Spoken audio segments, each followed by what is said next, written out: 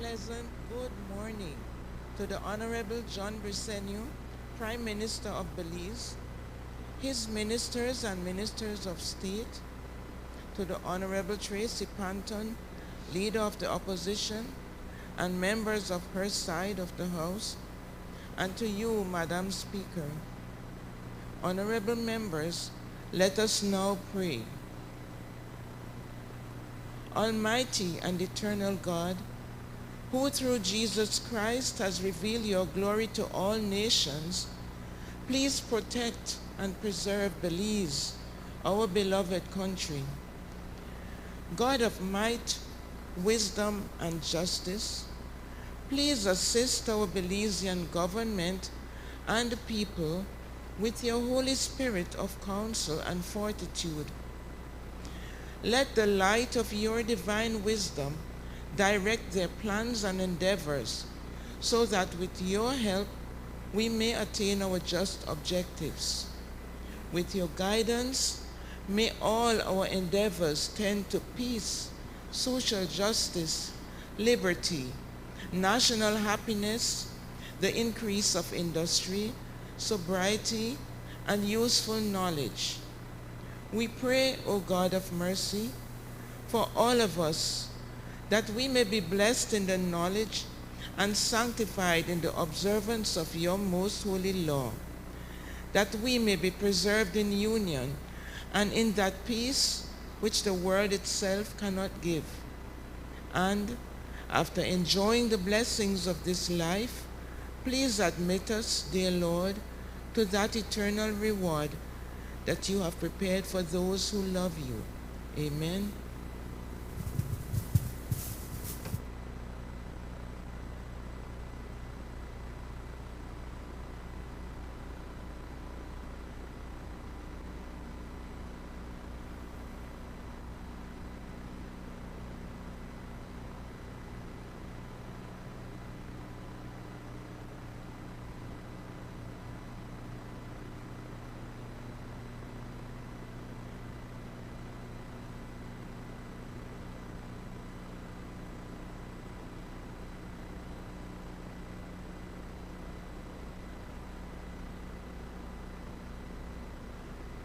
Announcement by the Speaker.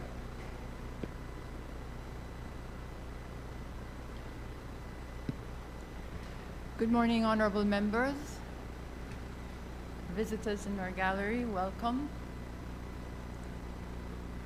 I'd like to thank Pastor Mrs. Margaret McGann for helping us out today with the prayers.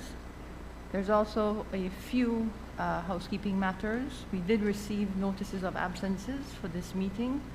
Those are received from the member for Freetown, the member for Belize Rural North, the member for Orange Walk South, the member for Queen Square, and the member for Corozal North. I'd also like to acknowledge that we have with us today Mr. Robert Perifit, who is substituting as the mace bearer for this meeting. Welcome, Mr. Perifit. And this was necessary as our mace bearer, Mr. Henry Mortis, is currently away attending to his cancer treatment with radiation. And of course, on behalf of the National Assembly, we wish him all the best with a speedy recovery, and he is doing well, as he informed me this morning.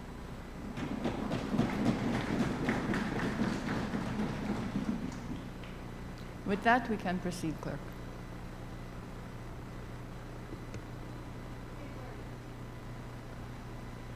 I recognize the Honorable Prime Minister and Minister of Finance, Investment, Economic Transformation, Civil Aviation, and E-Governance. Madam Speaker, I rise to present and lay on the table sessional papers HR 63114, the draft estimates for revenue and expenditure for fiscal year 2026-2027, HR 64114, Central Bank of Belize estimates of revenue and expenditure for fiscal year 2026.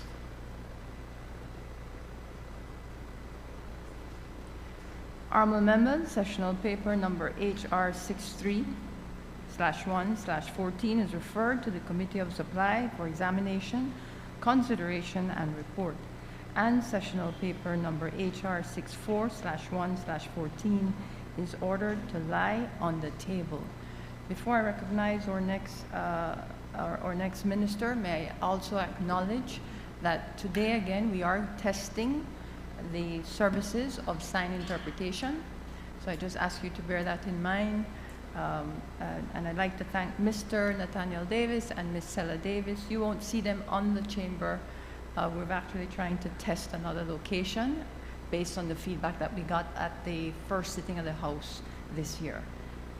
I recognize the Honorable Minister of Agriculture, Food Security, and New Growth Industries.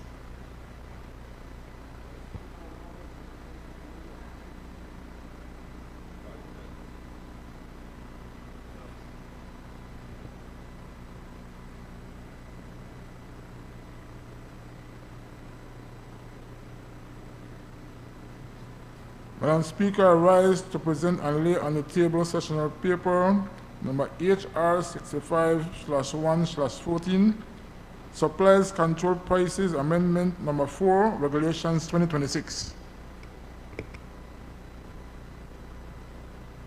That paper is ordered to lie on the table. I recognize the Honorable Minister of Immigration, Governance, and Labor. Madam Speaker, good morning, colleagues. Madam Speaker, I rise to present and lay on the table sessional paper HR 66/1/14. This is the Ministry of Immigration, Governance, and Labor submission of international labor standards adopted at the 111th session of the International Labor Conference held on the 12th of June 2024. And if I may, Madam Speaker, with your permission, just give a brief explanation. Among the instruments being submitted today are recommendation number 207 and recommendation number 208, which were both adopted at the 111th session by the International Labor Conference on June 12, 2024. Recommendation number 207 concerns amendments to international labor standards following the recognition of a safe and healthy working environment as a fundamental principle and right at work. This recognition places greater emphasis on the responsibility of member states to strengthen occupational safety and health policies. And as you may recall, the OSH bill was recently passed in this House. Legislation and workplace practices to protect workers from accidents, injuries, and occupational diseases. Recommendation number 208 addresses quality apprenticeships and provides guidance to countries on developing structured apprenticeship systems that combine practical workplace training with formal education, while ensuring that apprentices benefit from fair treatment, adequate training, and safe working conditions. Madam Speaker, the purpose of this paper is to fulfill Belize's obligation under Article 19 of the ILO Convention, which requires member states to submit all newly adopted international labor standards to their competent authority. The two instruments before you were adopted by the International Labor Conference in June of 2024. While submission does not mean ratification, it keeps Belize in full compliance with its international commitments and provides the foundation for informed discussion on how these standards may guide our national policies in the future. Thank you. Because that paper is ordered to lie on the table. Presentation of reports from select committees. I recognize the Honorable Member for Toledo West. Good morning, Madam Speaker. Good morning, colleagues and our fellow Belizeans. Madam Speaker, I rise to present and lay on the table sessional papers number HR 67/114, report from the Public Utilities, Transport and Communications Committee on the Motor Vehicle Insurance Third-Party Risks Amendment Bill 2026. Sessional paper number HR 68/114, report from the Public Utilities, Transport and Communications Committee on the Motor Vehicles and Road Traffic Amendment Bill 2026. Thank you, Madam Speaker. Honorable members, those reports are ordered to lie on the table. Introduction of bills. I recognize the Honorable Prime Minister and Minister of Finance. Madam Speaker, this is the first, Madam Speaker, please let me also add that the honorable member from Freetown is out on duty leave. He's in, I think, a Commonwealth meeting, so that is why he's not here this morning with us. Madam Speaker, this is the General Revenue Appropriation 2026-2027 bill for 2026. I rise to introduce a bill for an act to appropriate certain sums of money for the use of the public service of Belize for the financial year ending March 31st, 2027. Madam Speaker, this bill has the recommendation of the Cabinet. Honorable members, the question is that the bill for an act to appropriate certain sums of money for the use of the public service of Belize for the financial year ending March 31, 2027 be read a first time. All those in favor kindly say aye. Those against kindly say no. I think the ayes have it. Bill for an act to appropriate certain sums of money for the use of the public service of Belize for the financial year ending March 31st, 2027. I recognize the Honorable Prime Minister, Minister of Finance, Investment and Economic Transformation.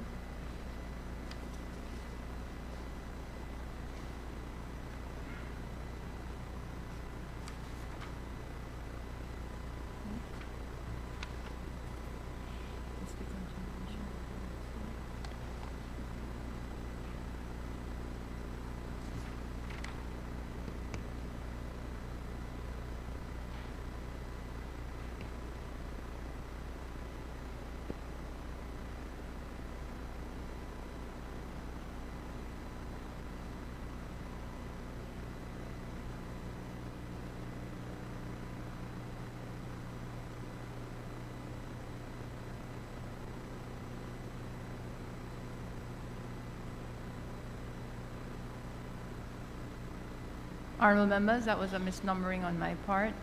I do recognize the Honorable Prime Minister. He will do the presentation of the budget. However, as has been customary, we will do a small recess in order to facilitate for the podium to be brought in.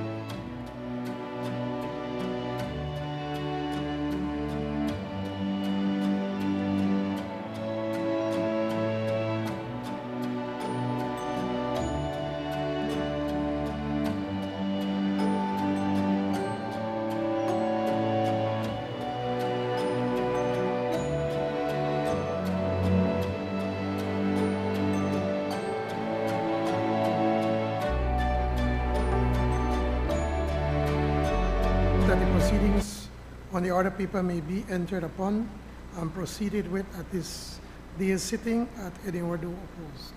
Honorable members, the question is that the proceedings on the order paper may be entered upon and proceeded with at this day's sitting at any hour though opposed. All those in favor kindly say aye. Those against kindly say no. I think the ayes have it.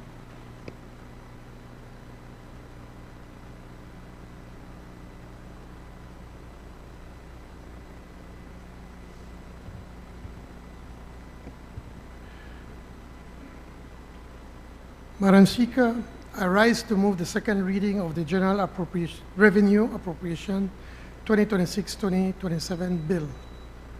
And Madam Speaker, I have some good news and some bad news. The good news is that I managed to edit about 20 pages of the budget presentation.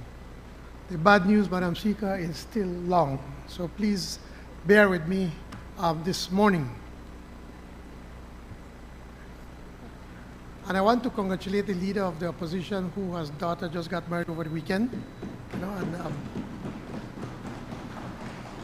it is because of our special request that we're having the meeting today and not last week on Friday. So congratulations. We wish them many years of happiness.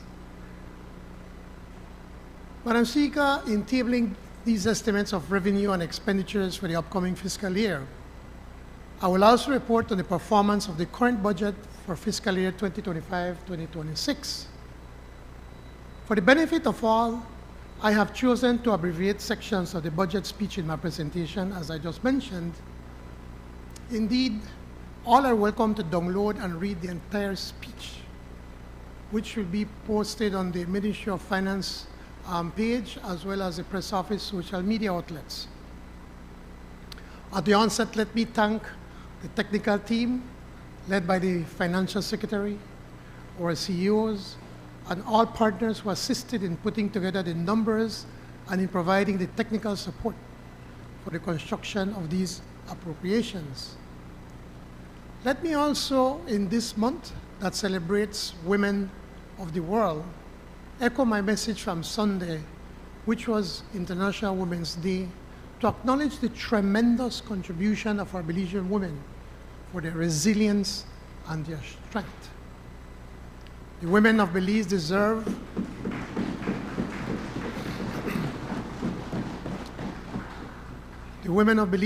to live in a nation that not only recognizes their contribution, but ensures that we all, women and men alike, progress together.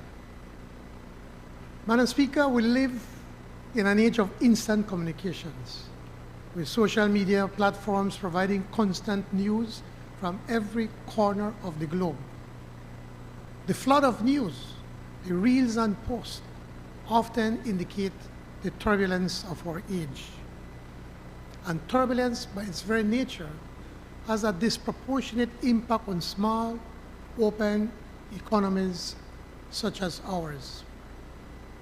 I heard firsthand about the volatile effects of our turbulent age in a recent meeting of CARICOM heads of state, where colleagues shared, often with immense anxiety, the complex challenges they face in maintaining stability while meeting the soaring demands of their people. In this period of widespread upheaval, or more pointedly, what the Canadian Prime Minister recently described as a period of rupture, the proud truth is that Belize continues to shine as a distinctive land, steadfast, resilient, and future-focused.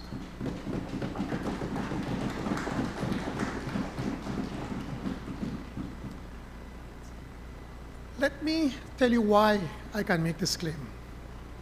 For our nation to benefit from the sunshine of tomorrow, we must first lay the most durable seeds today. And that is exactly what this administration has been doing tirelessly since November 2020. These seeds have started to sprout, stirring our nation to a seminal surge in prosperity. The pillars of sustained prosperity include diversified growth, robust employment, a strong currency, ample credit, and a government that invests in the welfare of its people through education, healthcare, infrastructure, housing, and security. On each of these scores, Belize is surpassing regional performance. Last year, our economy grew by 1.9%. This year, the projection is 2.3% growth. The latest employment report by the Statistical Institute of Belize shows that a historic low of 2%. In other words, 98 of every 100 persons who sought work found work.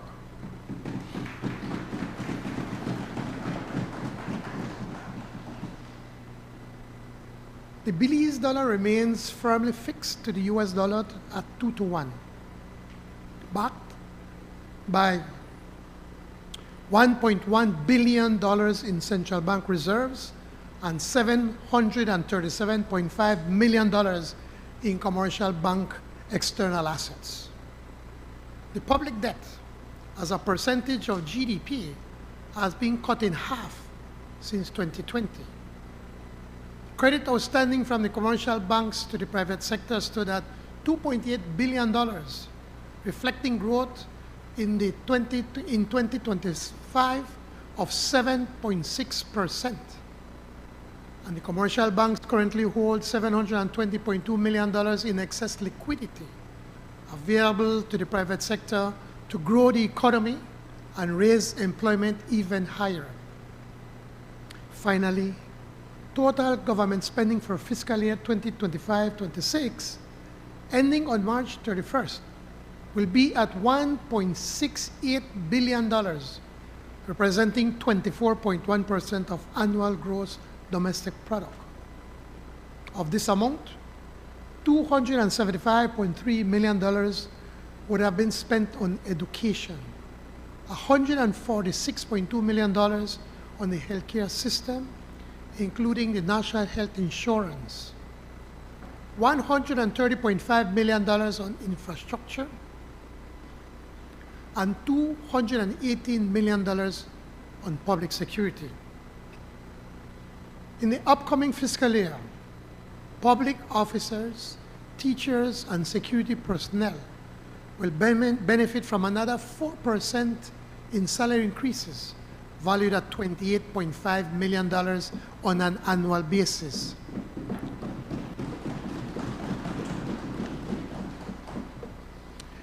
This will be in addition to last year's increase of 4.5%, or some $31.5 million.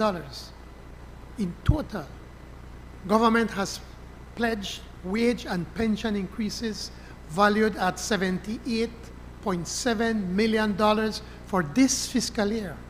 Surely an impressive adjustment by any measure. These are the clear and compelling reasons I can confidently assert that Belize is distinguishing itself among small nations in our hemisphere and our world. Today's budget proposals will lift even higher our standing and spirits, fulfilling this government's commitment to boosting prosperity and opportunity for every Belizean. Madam Speaker, in 2025, the global economy advanced with resilience, despite uneven growth across regions. The world navigated a more fragmented international landscape, marked by heightened uncertainty, strained on the rules-based order, and more pronounced grand power rivalry. Rising protectionism measures and renewed tariff disputes triggered sharp market reactions, pushing equity prices lower and tightening borrowing conditions as markets rapidly repriced risk. Cross-border financial flows were similarly affected, underscoring how swiftly geopolitical developments can influence global stability. These developments echoed warnings that economic tools, including tariffs and coercive trade practices, were increasingly being used as instruments of geopolitical competition. Even so, trade in technology-linked and advanced manufacturing goods remain relatively resilient, helping to cushion weaker performance in other sectors of advanced economies. According to the IMF's January 2026 World Economic Outlook Update, Global activity expanded by 3.3% in 2025, broadly in line with 3.2% in 2026, reflecting the world's continued capacity to adapt despite sustained external pressures. This measured stability emerged from competing dynamics. Shifting trade policies and renewed tariff disputes weighed on confidence and trade flows, while robust investment in new technologies and ongoing private sector adaptability provided important support. Across major economies, performance varied.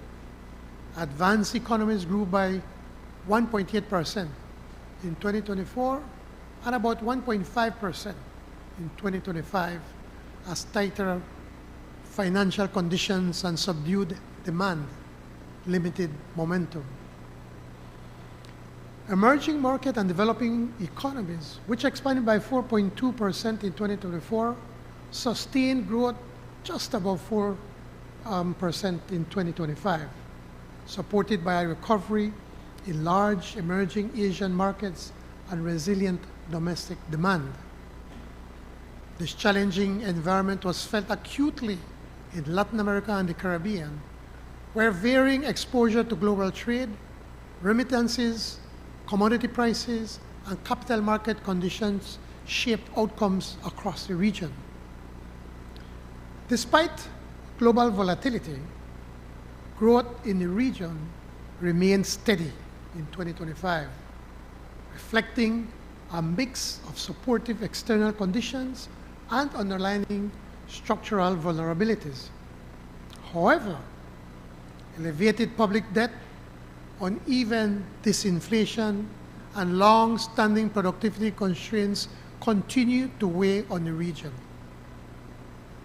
For the Caribbean specifically, climate-related shocks, high transport costs, and dependence on external demand amplified the effects of a turbulent global environment.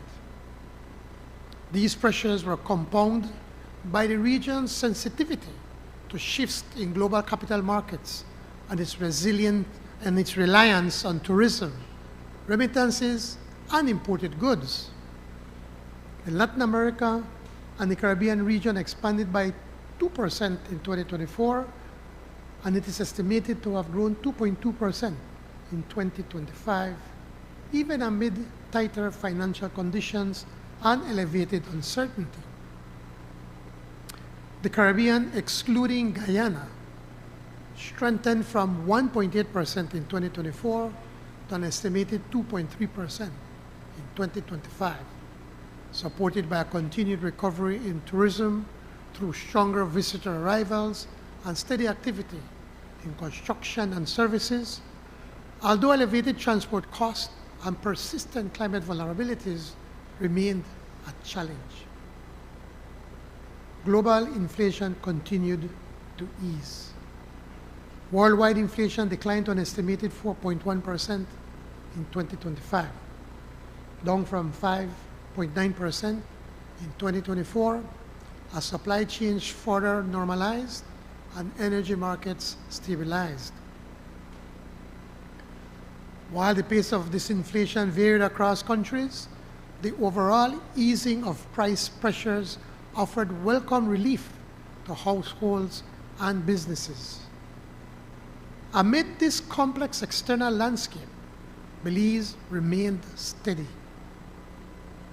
Even as the world contended with shifting trade policies, geopolitical tensions, and rapid technological change, Belize navigated 2025 with resilience, anchored by disciplined economic management, strengthened buffers, and a steadfast commitment to maintaining stability and broad-based prosperity.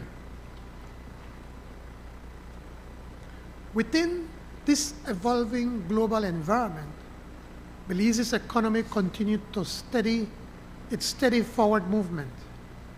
Real GDP growth for 2025 is estimated at 1.9% by the Central Bank of Belize, a moderation from the 3.5% expansion in 2024 as our nation transitions from the rapid post-pandemic rebound towards more sustainable pre-pandemic growth conditions. The primary sector, or agriculture, fisheries, and mining industries, was the main driver of this expansion. Farmers and producers delivered strong outputs across corn, soybeans, bananas, citrus, livestock, and marine products. These gains were significant enough to offset the sharp decline in sugarcane production caused by adverse weather and the spread of the fusarium disease. Their resilience reflects not only hard work, but also the deep strength of Belize's rural economy. The secondary sector, our construction, utilities, and manufacturing industries, grew at a more modest pace. Activity remained supported by expansion in the construction industry and gains in water services. However, contractions in electricity production from renewable sources and declines in food manufacturing, particularly in sugar, molasses, citrus juices, flour, and beverages, tempered overall performance. The tertiary sector, the various service industries that drive our economy, also slowed. Weaker tourism and subdued wholesale and retail trade weighed on overall activity. Nonetheless, other key private service industries, particularly financial intermediation and business process outsourcing, continued to post strong, encouraging gains. In 2025, Belizean households experienced a meaningful easing of price pressures. Inflation fell to 1.1%, down sharply from 3.3% in 2024, and a near record high of 6.3% recorded in 2022, supported by lower fuel and communication costs and the continued normalization of international supply and freight conditions. Our labor market performed exceptionally well. Unemployment fell to a historic low, averaging 2% in 2025, down from 2.6% the year before, driven by job creation in service-oriented industries, particularly wholesale and retail trade, as well as in the tourism sector.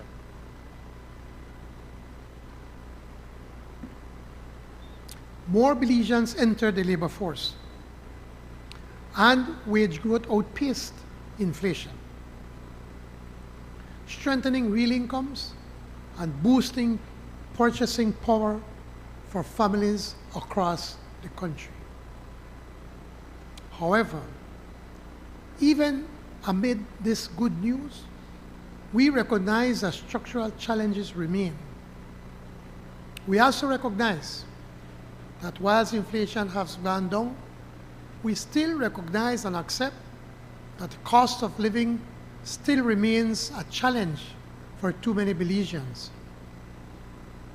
High informality and persistent gender gaps in the workplace are easing, but they still demand continued deliberate action. Now, turning to the outlook of 2026. In 2026, the global environment is expected to remain broadly stable. The IMF projects global growth at 3.3% in 2026, driven by easing inflation and ongoing investment, despite persisting protectionist risk and geopolitical uncertainty. Inflation in major economies is expected to decline further as supply chains continue to normalize and energy markets remain steady. Across Latin America and the Caribbean, growth is projected to remain modest. The broader Caribbean, excluding Guyana, is expected to expand by 1.7%, shaped by developments in external demand, transport costs, and climate-related pressures. In 2026, the central bank expects Belize's economy to strengthen modestly, with real GDP projected to grow conservatively at 2.3%. This outlook reflects ongoing efforts to build greater resilience in tourism and agriculture, as well as to direct strategic investments in priority areas such as energy, infrastructure, and healthcare. Madam Speaker, in our first term of office, we were meticulous in managing the public debt. The record shows that after inheriting a debt load that was north of 130% of annual GDP, our administration slashed that debt ratio in half.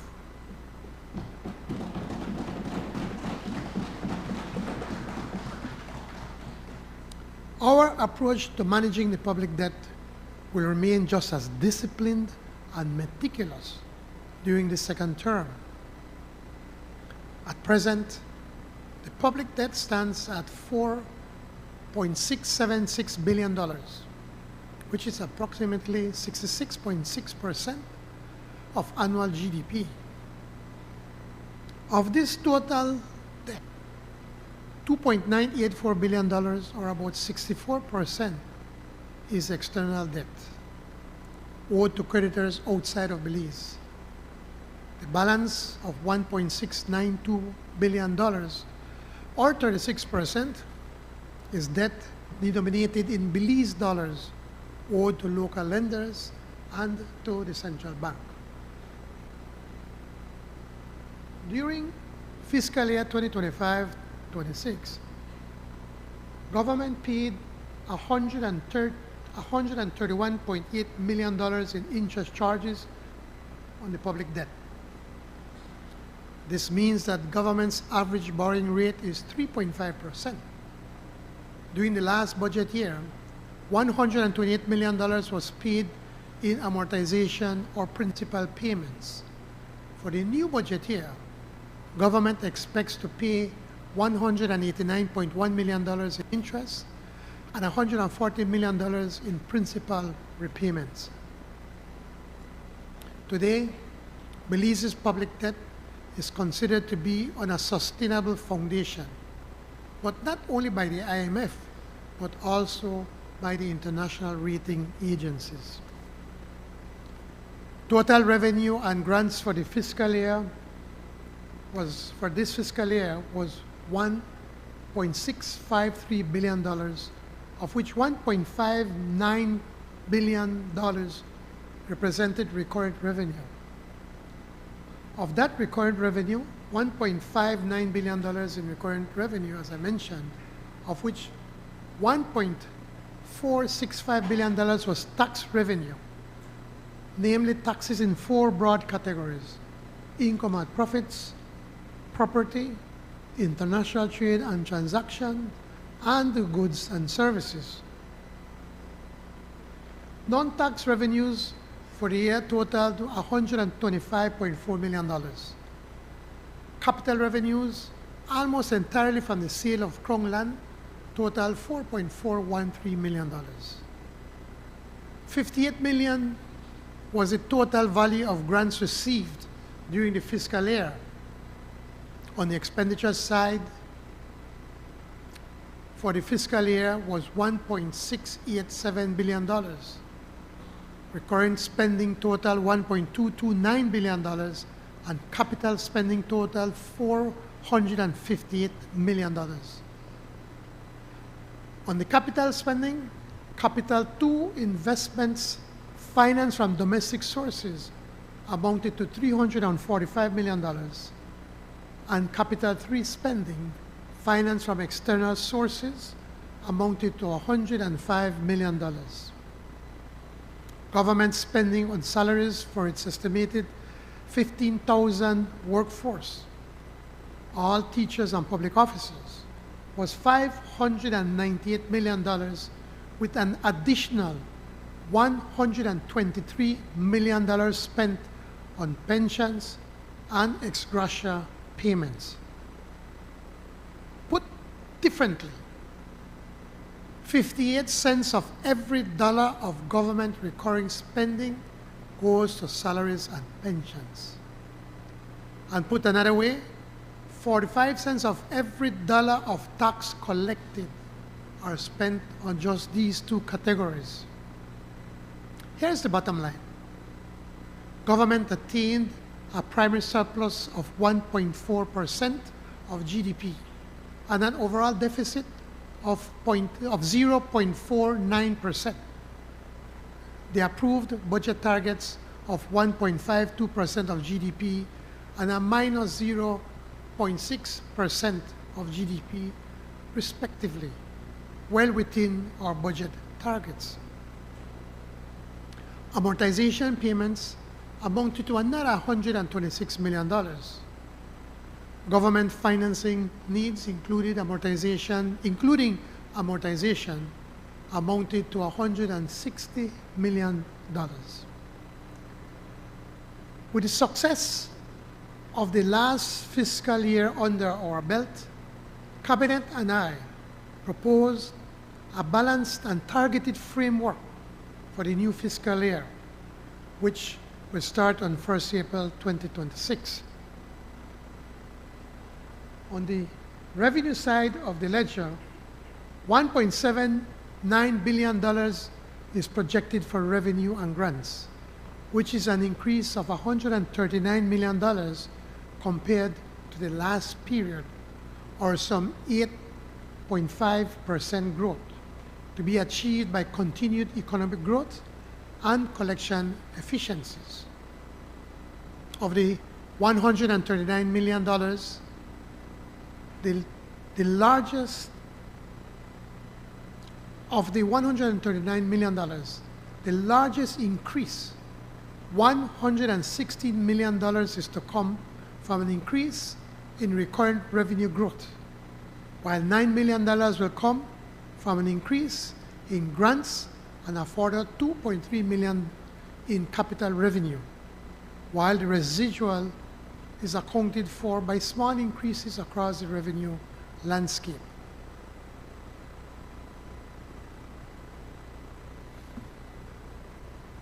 On the expenditure side, we propose $1.902 billion in total spending, of which $1.296 billion are recurrent in nature and $606.8 million represents capital investments. In this budget cycle, $85.5 million in health expenditures are now reclassified from recurrent budget to the Capital 2 budget, while some $21 million in education expenditure has also been reclassified, both to better align with international government financial statistics classifications. For this fiscal year, $780 million is allotted to salaries and pensions, representing 60% of total recurrent spending. This total represents a net increase year on year of $82 million, or about 11.7%. Madam Speaker, at $780 million, the wages and pension charges account for almost 11% of GDP, one of the highest in the region, and therefore something that we have to keep under tight control.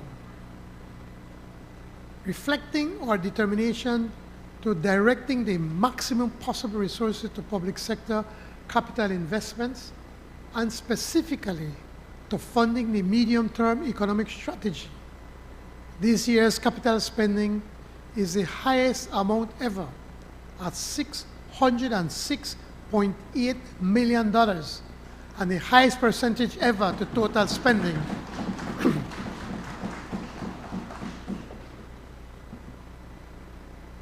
And the highest percentage ever of total spending at 32%. Debt servicing cost for the year remains just below 9 cents of every $1 of spending. During this fiscal year, Belize GDP is forecasted to exceed $7.4 billion of annual output. With this growth and the prudent levels of spending we propose, a primary surplus is expected at 1.1% of GDP, or $79.4 million. The overall budget deficit is projected at negative 1.49%. In dollars terms, some $110 million, which when added to the $140 million for amortization payments, means that the total financing required by the government for the fiscal year is $251 million, or just over 3.3% of 2026 GDP. Madam Speaker, as in past years, I'm only summarizing the high-level figures in this year's budget, as I anticipate that individual ministers will elaborate on the budgets of their ministries in greater detail. For the benefit of all, though, I will give a brief synopsis of the budget proposals as follows. In this budget year, government will receive $1.79 billion in revenues and grants, while it expects to spend some $1.92 billion. Of this amount, some $780 million will be spent on salaries and pensions, while some $264 million will be spent on goods and services, and another $60 million will be allocated to subsidies and current transfers. Debt service will account for some $189 million. Capital spending is estimated at $606 million.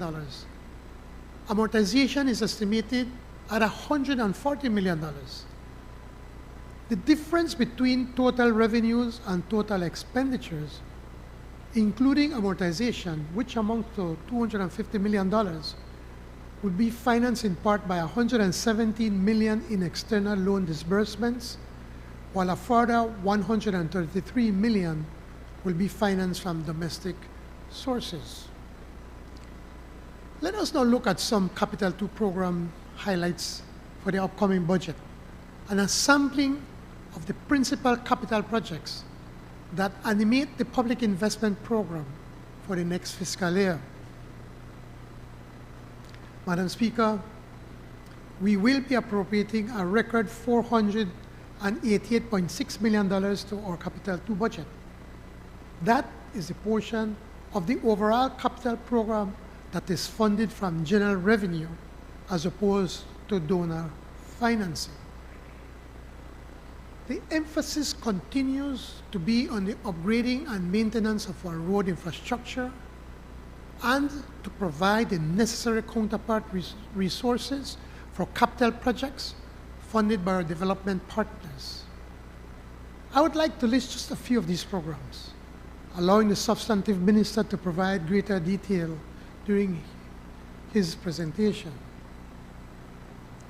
For infrastructure development, $21.9 million for the upgrading of the George Rice Highway from Belize City to Belmopan.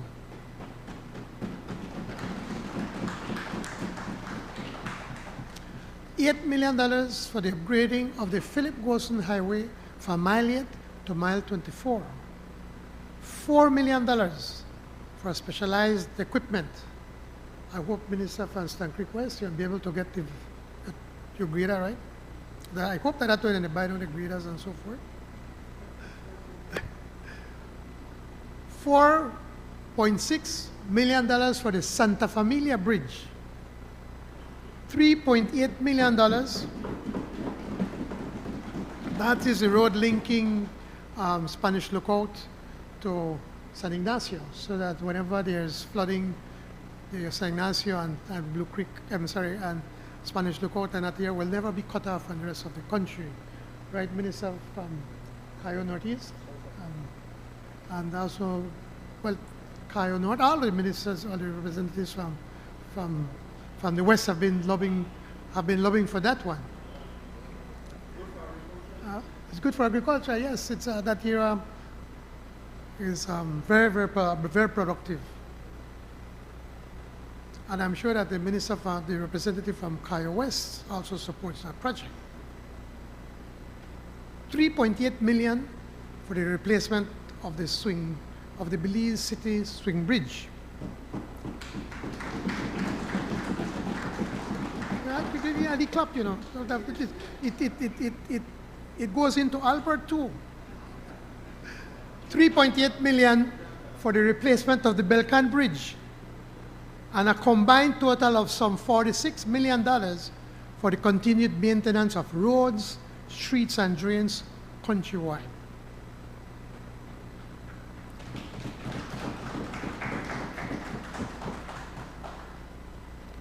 Other significant allocations include, for health, $57 million for the operationalization of the National Health Insurance Program, representing a $7 million increase over the previous year. $52.5 million for central medical stores, representing a $20 million increase from the previous year. $33.7 million for the operational support for the KHMH. For education, $2.6 million for the Healthy Start feeding program. $2.2 million for internet to schools. $13 million for education grants for all our students across this country.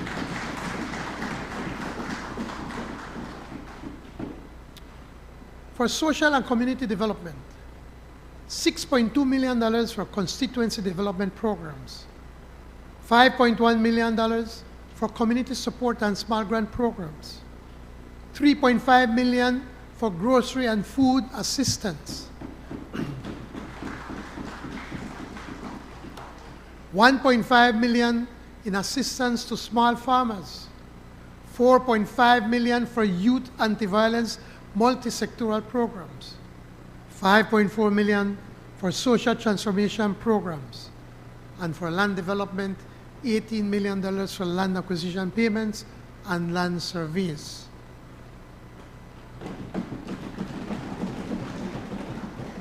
For sporting facilities, $1.6 million for the maintenance of sports facilities, but it's more than that, right, Representative from Pickstock? So it's only that we mentioned right here.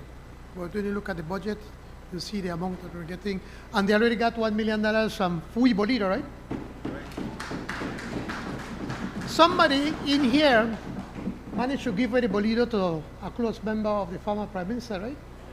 If we don't say the name, I'll whistle, right? But we don't mention name right now. Who give away the Bolito, right? Madam Speaker, this year we will be appropriating $117.4 million to our Capital 3 budget.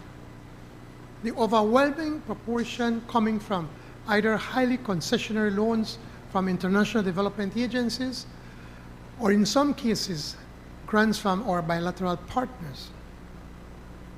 Here is just a sampling of the key capital projects that drive this year's public investment program, in conformity with Belize's medium-term development strategy, as well as the overarching goals of Plan Belize 2.0.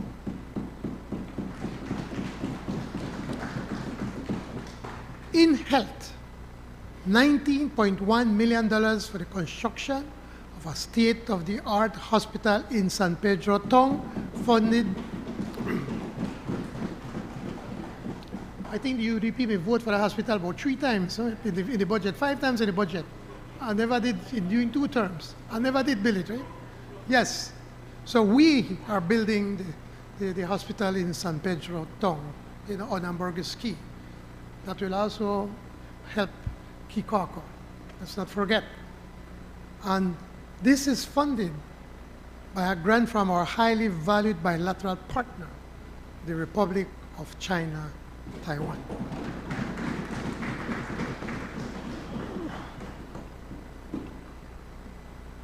$1.9 million for improving efficiency, quality, and access to health systems. In education, I'm only going to touch upon later, we'll talk some more on education. In education, $7.7 million for the Skills for the Future program funded by the IDB. $5 million for the National Health Start feeding program, the school feeding program. In economic transformation and financial management, $1.06 million for sustainable and inclusive urban development program, an IDB-funded project to contribute to sustainable urban development of municipalities in northern Belize.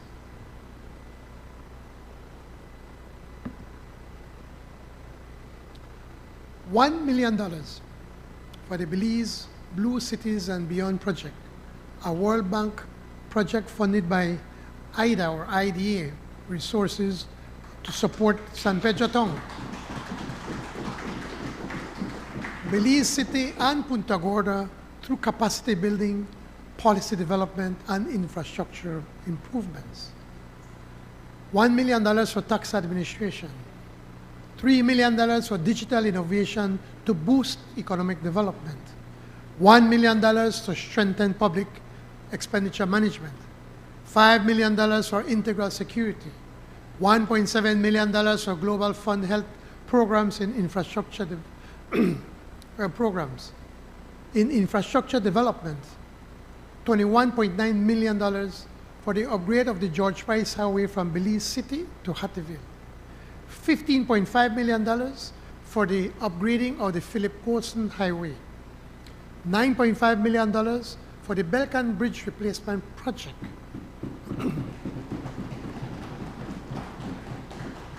$2.8 million for the upgrading of the Corozal to Sarteneja Road. Madam Speaker, I wish to note that many of these Capital 2 and Capital 3 programs are multi-year programs, and the figures mentioned above are for this fiscal year only. I also wish to highlight development in key projects. For sure, we present the financial roadmap for the fiscal year 2026-2027 with an unwavering commitment to the health of our people, because access to quality health care is a right, not a privilege. In the People's United Party, we believe strongly that our health is our wealth. Since taking office in November 2020, we committed ourselves to revitalizing the National Health Insurance Program. Today, that promise is taking shape. Presently, NHI clinics deliver an average of 25,000 patient visits every month.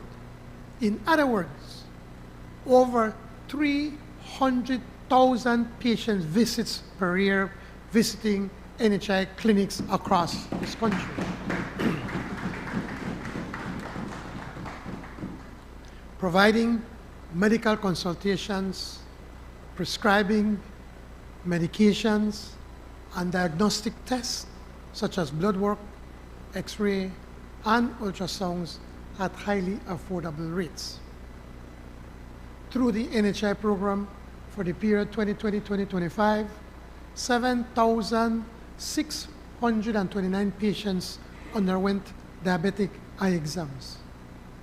Of these, 1,092 patients got cataract surgery, and an additional 739 patients went through retinopathy laser surgery.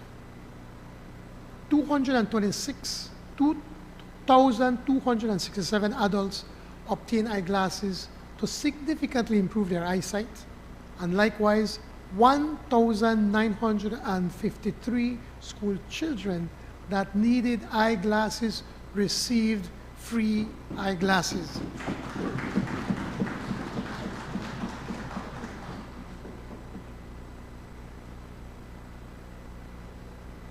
This progress is the foundation upon which we now build. The NHI, a concept that started 25 years ago as a pilot in the south side of Belize City by a PUP government. And I must take pause to recognize the extraordinary work that the Right Honorable Said Musa did back then.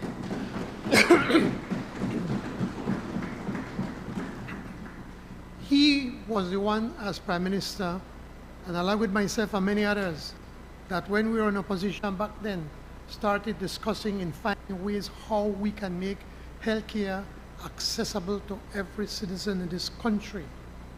And thanks to that start, to then the Right Honorable Said Musa's work and the PUP government of then, today I can announce that because of that, the NHI is now a reality for Belizeans countrywide.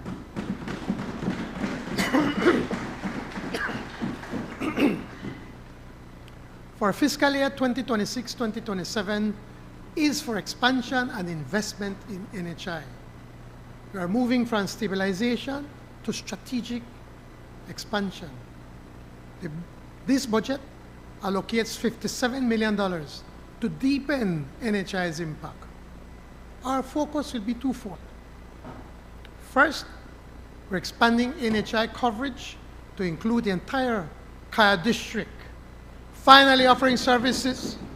So coming Kaya, even Kaya West is going to get NHI. So we're finally offering services to 325,000 persons countrywide.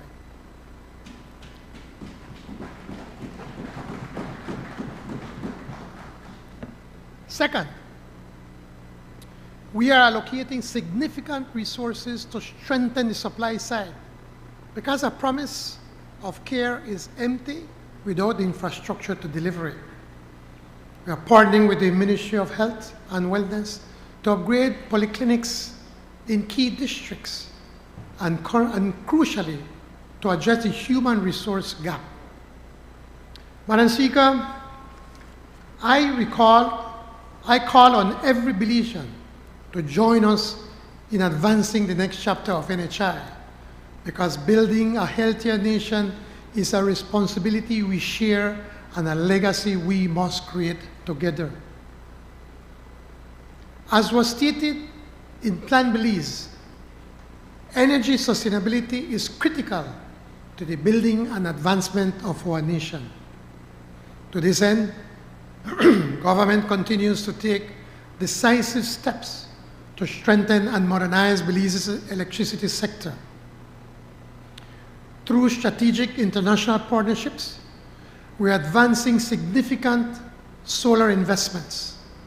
This will be supported by the Saudi Fund for Development, which will add meaningful renewable capacity, 40 megawatts of solar and 20 megawatts of battery energy storage system to the national grid to help reduce our dependence on imported energy. These investments form part of a broader diversification strategy aimed at stabilizing long-term electricity costs while building resilience in the face of global energy volatility.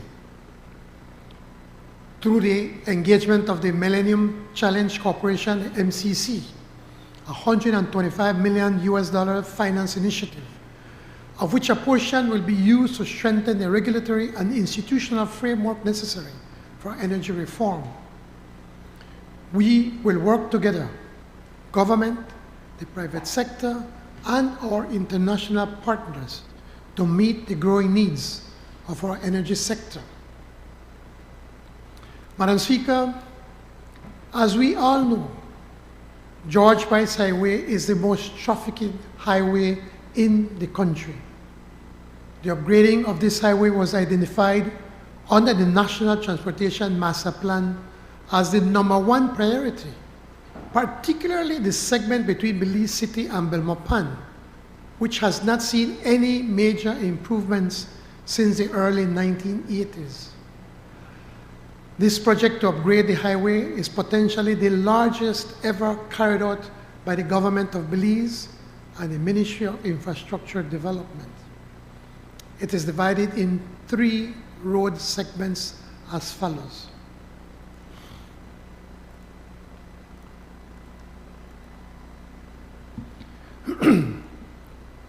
Upgrading Belize City to Hattieville. Lot 1 is being executed with support from a $34.5 million loan agreement with the Caribbean Development Bank. Works include the complete rehabilitation and upgrading of 15 miles of the George Price Highway between Pong Yard Bridge and Hattieville. This segment has been put to international tendering and bids are currently being evaluated. It is expected that we will commence the civil works as soon as April of this year. Lot number 2, Hattieville La Democracia. This 15-mile road segment, for which government has sent official requests to the OPEC fund to join in financing this key road transport segment, will include the replacement of Colonel English Bridge. This is estimated at $60 million. Lot 3, La Democracia to Belmopan. The upgrading of George Price Highway between Democracia and Belmopan, these works are being funded by the government of Belize and a loan agreement with the Kuwait Fund for Arab Economic Development, KFED, for $13 million. KFED has confirmed its commitment to sign a second loan, which will cover the remaining cost of $56.1 million Belize dollars. Works including upgrading 29 kilometers of George Price Highway, 18 miles, to international standards.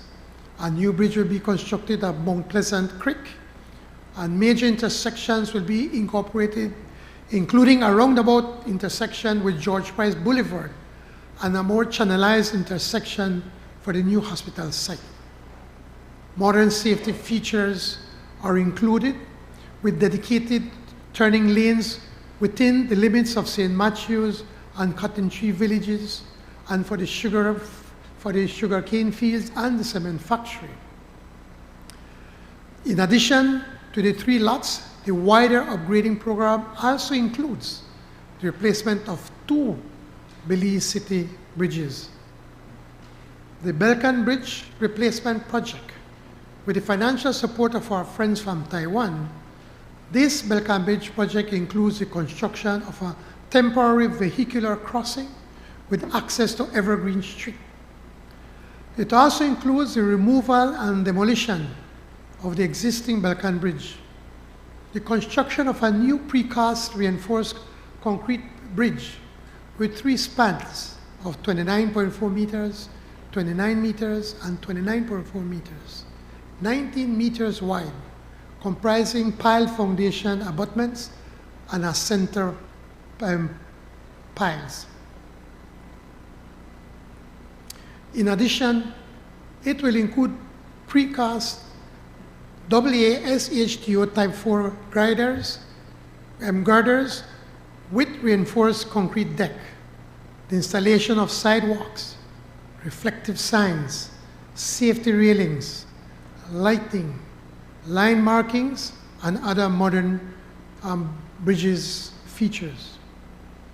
This project is scheduled for completion by the end of January 2029. The estimated cost for the project, including the temporary crossing, is $20 million. The Belize City Swing Bridge Replacement Project. The Swing Bridge Replacement Project consists of 3 separate projects. Belize received grant aid from the government of Japan for approximately 28 million Belize dollars. This project will see the replacement of the swing bridge. We tried to save this historic bridge, Madam Speaker. Unfortunately, it is beyond saving. We will construct an alternate crossing and removal of the existing metal structure. The replacement structure will be a composite steel girder, reinforced concrete bridge spanning 42 meters and varies in width from 14.3 meters to 18.3 meters at its widest. Having strict deadlines specified in the grant agreement, the construction of the alternate crossing will begin at the end of March 2026 and will be completed by 27th July deadline. Similarly, the removal of the swing bridge will commence upon the completion of the alternate crossing and to be completed by the 1st of December 2026. Madam Speaker, I would like to take the opportunity to thank our development partners for their contribution to this high priority project and for their continued support for the development of Belize.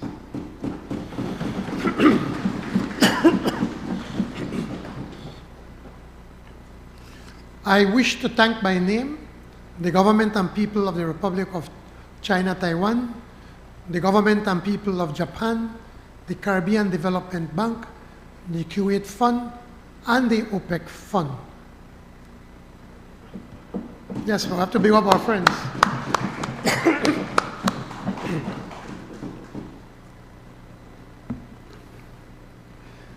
The 2026-2027 fiscal budget signals a decisive shift towards delivering measurable results and strengthening overall system performance, marked by the launch of the Belize Education Sector Plan 2026-2027. This budget moves beyond planning to purposeful implementation, ensuring that reform efforts translate into real and sustainable impact. The Ministry of Education's allocations are strategically directed towards maximizing efficiency, enhancing accountability, and improving budget performance with a clear focus on achieving tangible gains in access, quality, equity, and relevance across the education system. These investments are firmly aligned with the national development priorities outlined in Plan Belize. 1, expanding opportunities, enrolling more students today. The 2026-2027 budget will strategically invest in Belize's education system to meet the needs of a growing student population, accelerate system-wide transformation, and protect the well-being of our teachers, ensuring tangible results for students, educators, and the nation. 2, free learning, brighter futures, education upliftment program. The education upliftment program, or the EUP, Together We Rise, eliminates financial barriers for families across Belize. The targeted allocation for funds for secondary school students in all districts demonstrates this administration's strong commitment to expanding access to quality education. At its launch in 2022-2023 academic year, the program supported 947 students across 4 secondary high schools. And I think we started off in the south side of Belize City. In the 2026-2027 fiscal period, the Education Upliftment Project will expand to 27 secondary schools, reaching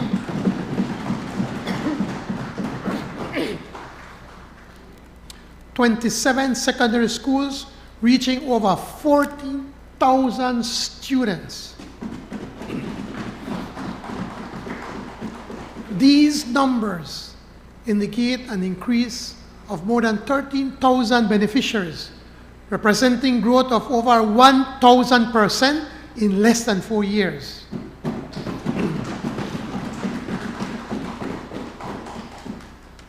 I wish the former Minister of Education would have been here today so I could show how to get this work done. But you know, Representative Daly messed up with plans, no? Where is he? But we're happy that you're here, my brother. We're happy that you're here and you're doing a good job in Colette. And I told that to some of your constituencies last week, Wednesday. It goes to show that you're there not to be able to get in a power, but because you want to serve the people of Colette. That's the difference. In 2026-2027, 100% of students enrolled in government secondary schools nationwide will attend school for free.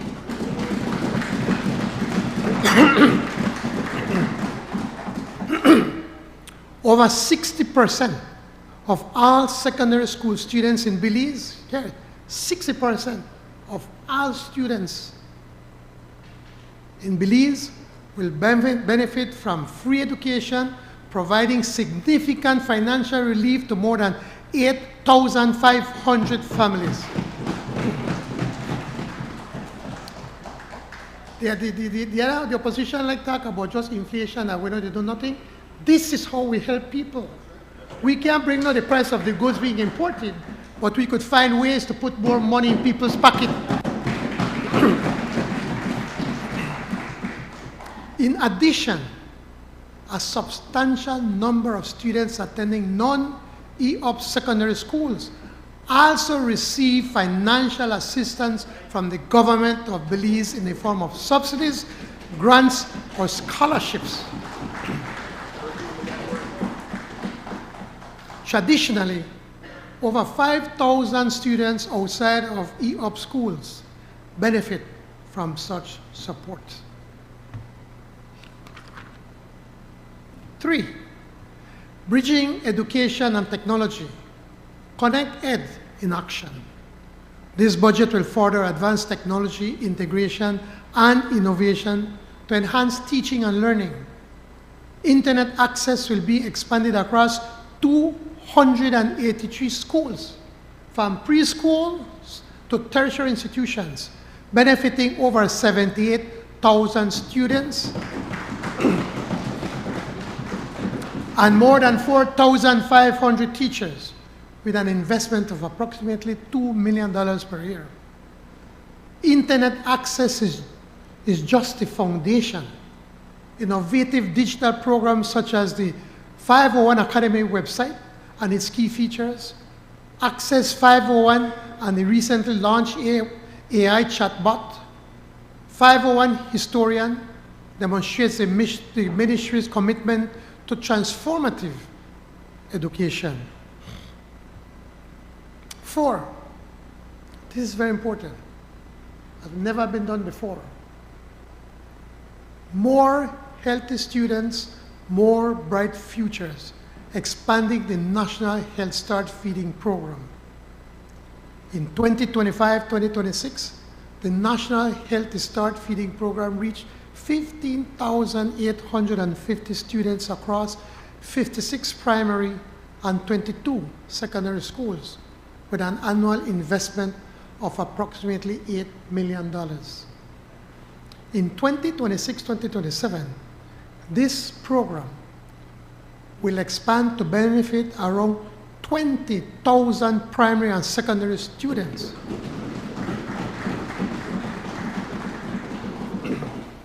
With a total investment of approximately $10 million, reinforcing the government's commitment to healthy, well-nourished students ready to learn.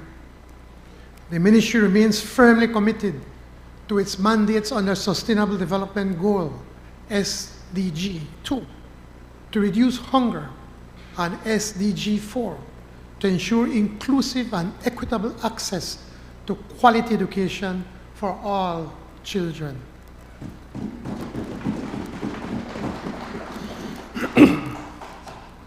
In addition to covering meal-related expenses, the ministry will also allocate funding to schools for upgrading kitchen equipment and carry out infrastructure repairs.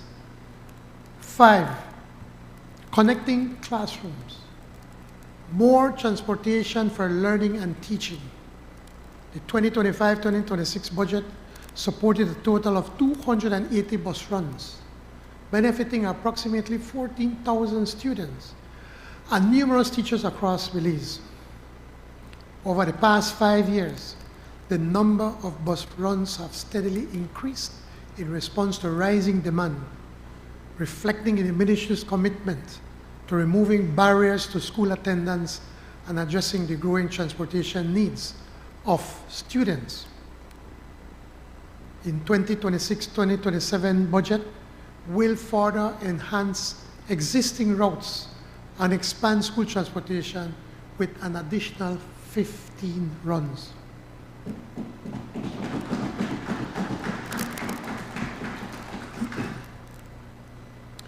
This service costs the government of Belize over $1 million per month.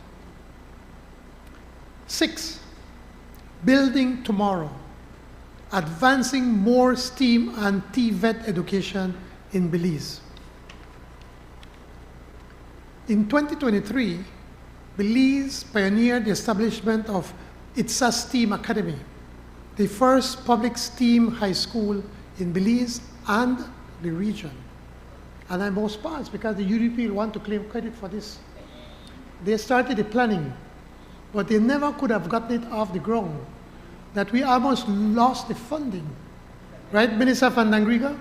We almost lost the funding, and it's because of the efforts of the Minister of Education and the Minister of State in Education. They managed to save this very important and innovative project. I think they once said, no, once one time, the UDP talk and the PUP what? Work. We get things done. And we're showing them all day today. The 2025-2026 budget supported the Academy's financial needs, covering both teacher and staff remunerations, as well as operational costs. The 2026-2027 budget will continue this support and provide free education to approximately 300 students, comprising the Academy's full enrollment for the upcoming school year. Additionally, the Ministry of Education, in partnership with development partners, will construct 6 STEAM pavilions. Now the UDP may think they may have to go build 6 more schools, you know. But we're using technology, we're using connection direct through fiber. So we will construct 6 STEAM pavilions, 1 in each district, during the 2026-2027, expanding access to innovative STEAM education nationwide. The 2026-2027 budget will provide the necessary resources to operationalize the recently approved national TVET policy, activate the National Training Authority, the NTA, and revitalize the mandate of TVET in Belize. I'm most pleased to add, again, under the Right Honorable Said Musa, the PUP government back then constructed these TVETs all across the country. I remember we invested, I think it was approximately $35 million, and the UDP went in and they did nothing with the TVETs. It's a disgrace. But yet, they spend money on tacos. You know, $600 million from petroleum now, for oil revenues that we found, we were the ones doing our time, and $500 million from Petrocaribe. But yet, they could not find the money to invest in the TVETs. But it takes a PUP government to get back into government and to invest once again on the TVETs for our young people.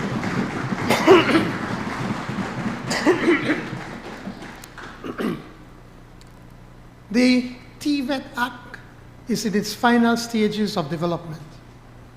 With these measures and the additional funding of approximately 16.5 million US dollars secured under the MCC compact over the next 5 years, 2026-2027 will mark a year of full transformation for the TVET sector.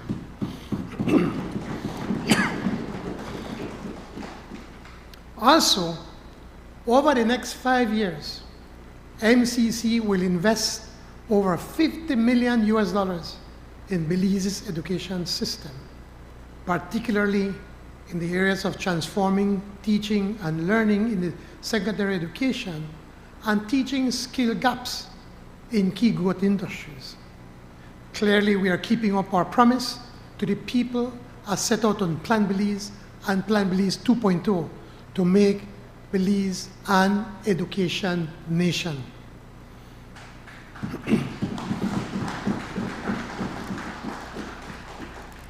We also wish to provide updates on other government initiatives. Back in October of last year, I asked this Honorable House to authorize the purchase of the 3 hydroelectric facilities, Moyhon, Chaleo, and Vaca plants, then owned and operated by Fortis Inc. of Canada. This House gave its approval for the acquisition, along with the consent to raise the necessary financing by way of government treasury notes.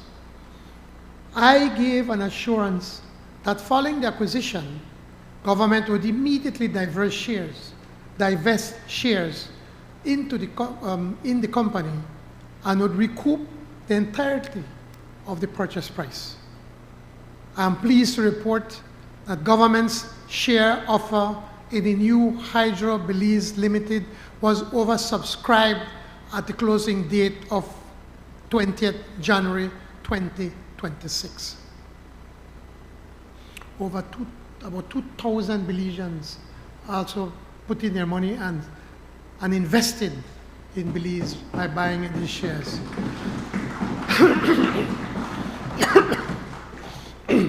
Applications which were paid up total over 4,452,000 shares.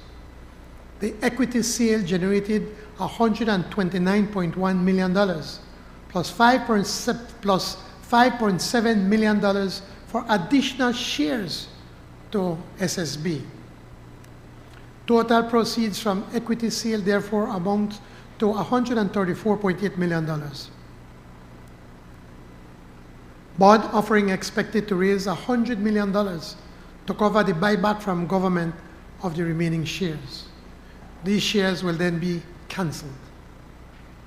The purpose of these bonds, in addition to allowing government to recoup the balance of the purchase price paid for the acquisition, allows institutional investors, such as Social Security, credit unions and banks, to buy long-term debt instrument. Once this process is complete and the new board is in place, government would have fulfilled its commitments to acquire and divest this critical utility company, all done in less than 1 year. Belize would have secured for more than 2,000 local shareholders the source of some 30% of the country's power generation. All future profits will thus remain here in Belize.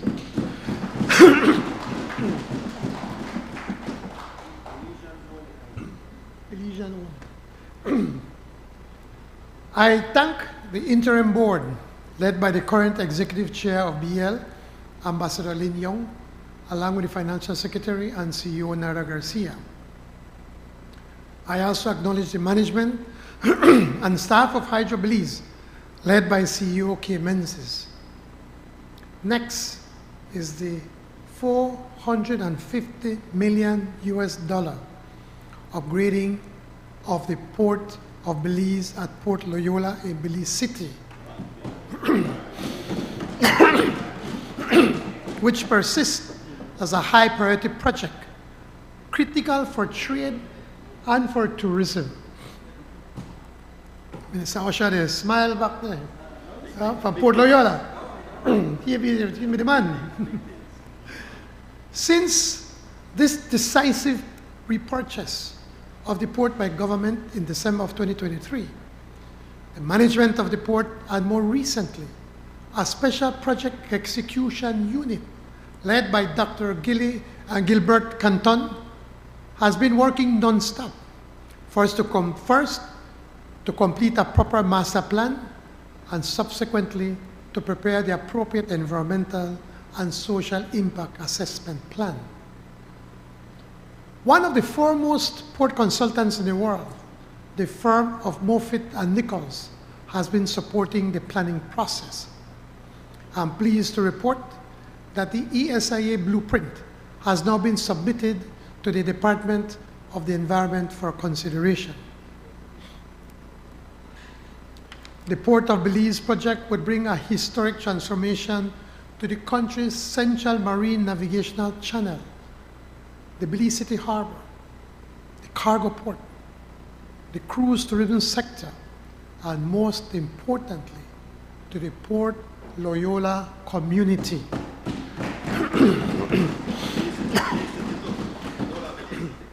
The entire Belize City, you're right. The entire Belize City, the entire Belize district is going to benefit from this project. But I'm sure that the honorable member from Port Loyola will want to say we have to claim it first because it's in my constituency. Right, member from Port Loyola? For importers and exporters alike, and for all Belizean consumers, the new port facilities would mean faster and cheaper fishing arrangements. For port stakeholders, including the stevedores, the upgrading will deliver far better working conditions and a long-term job security. For cruise tourism, landside berthing will position Belize as a major beneficiary of surging cruise tourism flows and increased passenger spending in the Western Caribbean corridor. And most importantly, the improvements to the marine access channel and the Belize City Harbor will be achieved with a program of works that actually upgrades coastal protection and safeguards Belize's marine integrity.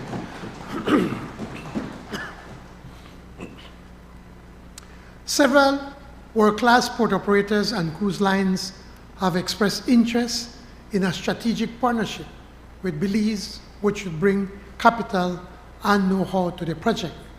And I must pause to give thanks to the Minister of Tourism and his team who have been doing an extraordinary job in navigating through these difficult times the growth of the tourism industry to ensure that tourism continue to support our country and to provide more and more opportunities for Belize, and the Port of Belize is going to be no different. Our goal is to commence work this year and to have the new facility open by 2030. Madam Speaker, our small nation has felt the grand impact of climate change. In our region, we're experiencing cyclones or hurricanes and droughts of greater intensity and frequency. For us in Belize, it is not a question of if, but of when we will experience the next climate-related catastrophe. So we have to be prepared and do all that we can to mitigate and adapt in face of the looming threats. In January 2022, the government of Belize established a climate finance unit in which is now the Ministry of Economic Transformation to implement the country's climate finance strategy and to support the development and submission of climate project proposals for submission to specialized funding agencies, while at the same time acting as a clearinghouse for climate-related activities in the country. All proposals have the key objectives of supporting mitigation and adaptation actions that address climate change. Ours was the first dedicated climate finance unit in the region, and since its inception, it has grown significantly and has gained access to a pool of over $124 million in highly concessionary loans and grants from key development partners.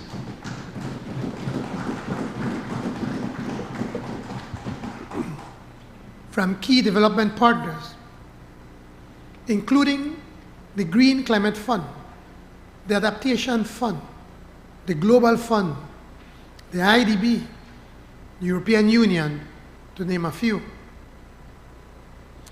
Key achievements already realized and on the horizon include the following. Approval from the Green Climate Fund for the Ministry of Economic Transformation to act as a direct beneficiary for the GCF's readiness funding. A US $38.8 million grant from the Green Climate Fund and other partners for building the adaptive capacity of sugarcane farmers in northern Belize program. A US $10 million loan from IDB Klima for Kikaka water and sanitation system. I'm going to come to that later. And technical assistance from the IDB for the development of a framework for the issuance of green bonds with a potential value of US $20 million. At the same time, through the efforts of the unit, Belize was able to secure accreditation for the Development Finance Corporation to the Green Climate Fund, which can now directly access up to $50 million in climate-related fund financing. Let me address access to World Bank IDA financing. Madam Speaker, members may recall that in February of 2024, and after much effort, and with the support of the senior management of the World Bank, Belize became eligible to access the World Bank's International Development Association, IDA or IDA, financing on highly concessional terms. Such terms include a 40-year credits with 10 years grace and 30-year repayment periods, and interest rates linked to the prevailing SDR rates, approximately 1 to 2% per annum. For Belize, such resources were made available under the IDA Sustainable Development Finance Policy, which are aimed at enhancing overall debt transparency, fiscal sustainability, and/or debt management, anchored in Belize's World Bank country program. These include annual performance and policy actions, PPAs, all aimed at enhancing fiscal management and sustainability, which are to be agreed with the World Bank every year. For fiscal year 2025, two key actions agreed by Belize were the approval of a disaster risk financing policy and approval of a medium-term fiscal framework and a policy for a fiscal strategy plan. Both have since been adopted by the Cabinet. For fiscal year 2026, the two key actions agreed by Belize were the approval of a policy for the allocation of resources for a contingencies fund and the submission to Parliament of an internal audit bill. Madam Speaker, the Cabinet has approved the policy for the contingency fund, and the internal audit bill will be presented later in this meeting of the Honorable House. Since becoming eligible for IDA resources, the following projects have been approved and are under implementation. In May 2025, IDA approved the Blue Cities and Beyond projects, US $23.5 million. The objectives of this project are to improve Belize's management capacity for sustainable coastal and blue economy development, increase safe water supply, and reduce land-based pollution discharges at targeted urban centers, and in case of an eligible crisis or emergency, to respond promptly and effectively to it. The project consists of the following parts: policy development and capacity building, and water, sanitation, and waste management. In October 2025, ID approved the Catastrophe Deferred Drawdown Option, CAT-DDO, facility, a specialized product which enhances a country's crisis preparedness and prevention by providing a contingency line of credit that offers immediate liquidity to address shocks related to natural disasters and public health emergencies caused by biological events. The amount of this CAT-DDO facility is $20 million, with about $1.5 or $10 million drawn from Belize's IDA allocation. The financing that will be available through the CAT-DDO will substantially close any gaps for disaster response should the need arise. A third IDA-financed project, the negotiations for which have just been completed, is the Early Childhood Development and Female Empowerment Project, US $23.5 million, to improve access to quality early childhood care and education and female employment opportunities in early childhood care and education and in other sectors. The project also aims at increasing availability of preschool services in underserved areas and improving quality and inclusivity of existing preschool services and increasing availability of quality, inclusive early development centers. This initiative is to increase women's labor force participation, skills training, and increase in Belizean women's earning capacity. The project is expected to commence in the third quarter of this financial year. Looking ahead, under the upcoming IDA 21 cycle, Belize will be eligible for up to US $45 million in IDA financing over a period of 3 years to the World Bank's fiscal year 2023. Madam Speaker, the access to IDA highly concessionary resources, along with the related policy actions, will contribute immensely to Belize's long-term debt and fiscal sustainability.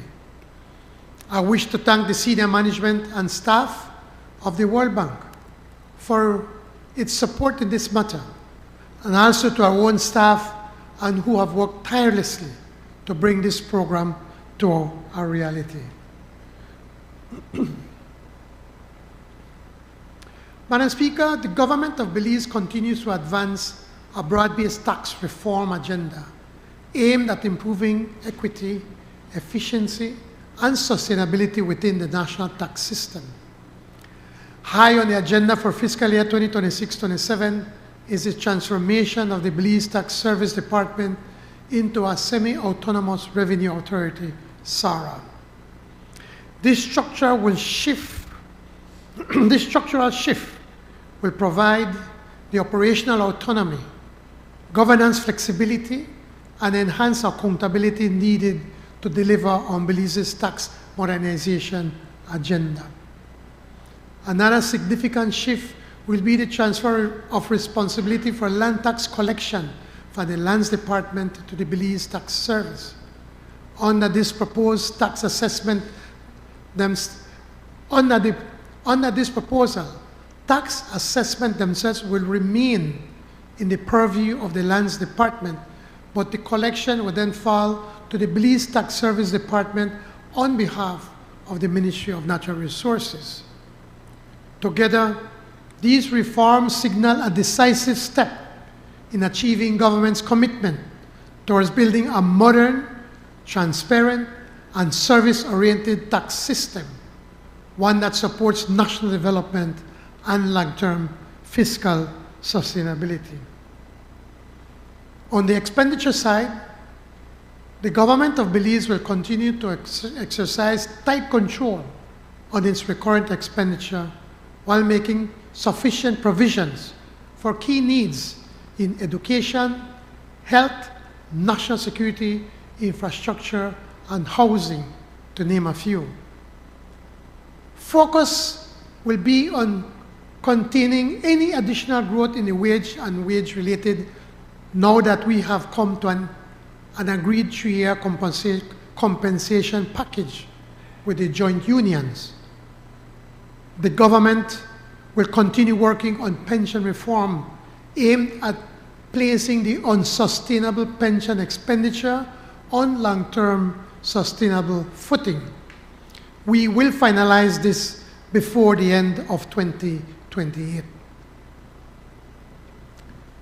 The government, with the technical assistance, support, and potential funding from the IDB, is also embarking on a program of civil service modernization. A key element of the program will be the modernization and consolidation of now outdated pay and grading system in the public service.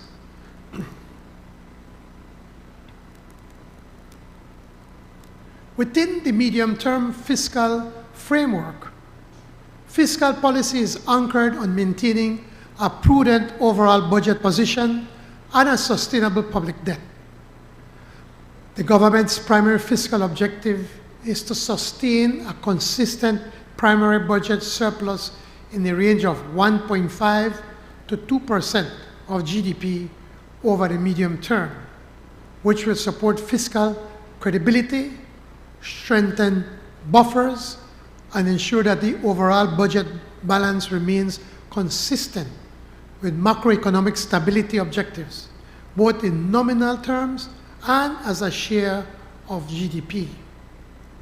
On the debt side, although public debt has declined earlier than projected and is currently at 65% of GDP range, further consolidation is expected to be more gradual due to structural constraints on economic growth and limited control over global interest rates conditions.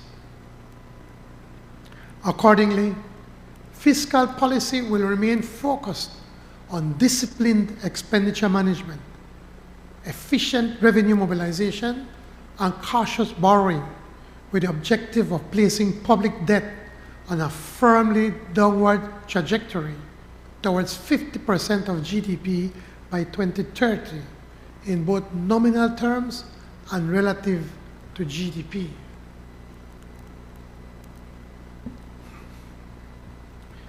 Madam Speaker, today's budget proposals have been crafted after careful consideration of the state's most urgent and most vital obligations.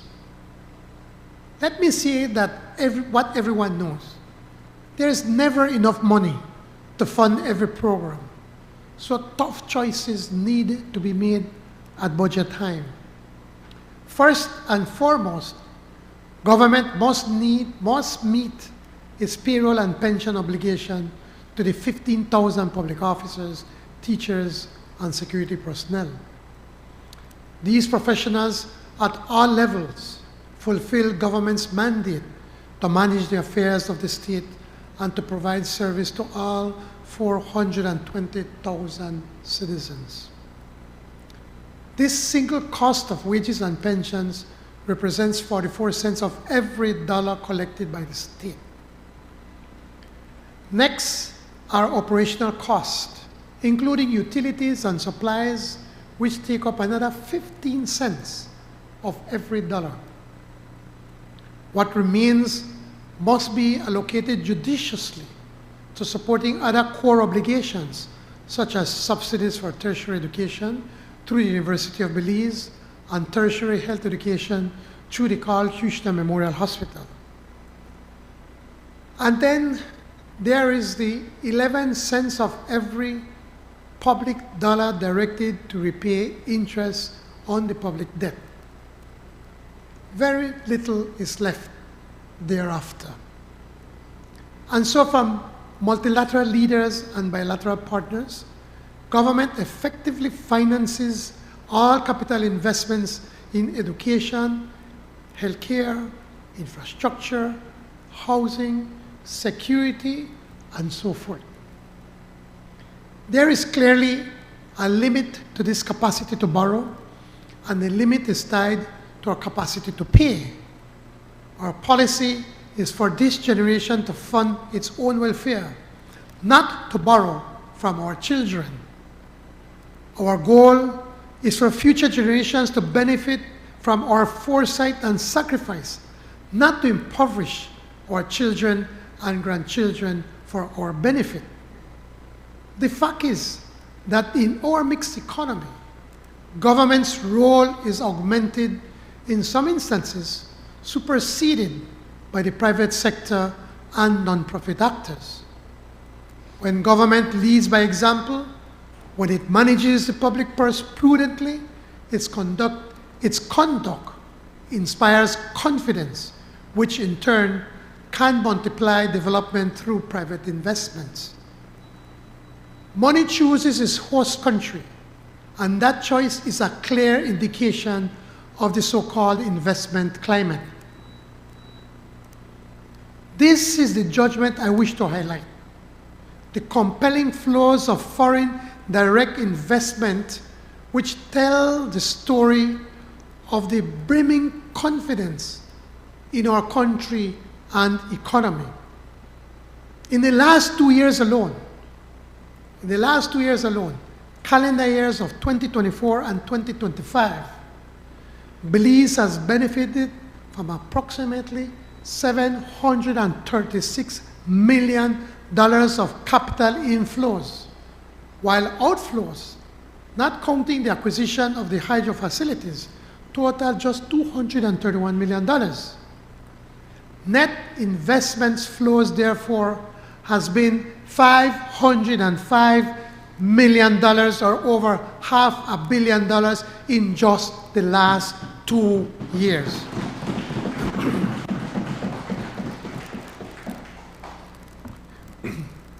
This is neither accident nor aberration. This unprecedented investment flow is an unmistakable signal that our policies have inspired trust in our laws and courts, trust in our financial system and currency, trust in the long-term sustainability of our economy, and yes, trust in the administration of the state by this People's United Party government. I am exceedingly confident that these successes will grow exponentially. And with the continued support of the public service, the private sector, and the cabinet, Belize will continue to stride from strength to strength. A few weeks ago, I told the leaders of our party that the work before us is to transform progress into lasting prosperity, to turn opportunity into achievement for more Belizeans, and that we will make Belize a nation where every child can imagine a brighter future than the one before. Yes, we may stumble. The ascent of the greatest empires have not been without falter, but the Belizean spirit will never falter. We will prevail and we will thrive. I am convinced that our best days are ahead of us. And with the guidance of the Almighty, we will not stand still, but move boldly towards tomorrow. Madam Speaker, I recommend this budget and ask all members for their consideration and support. Thank you, Madam Speaker.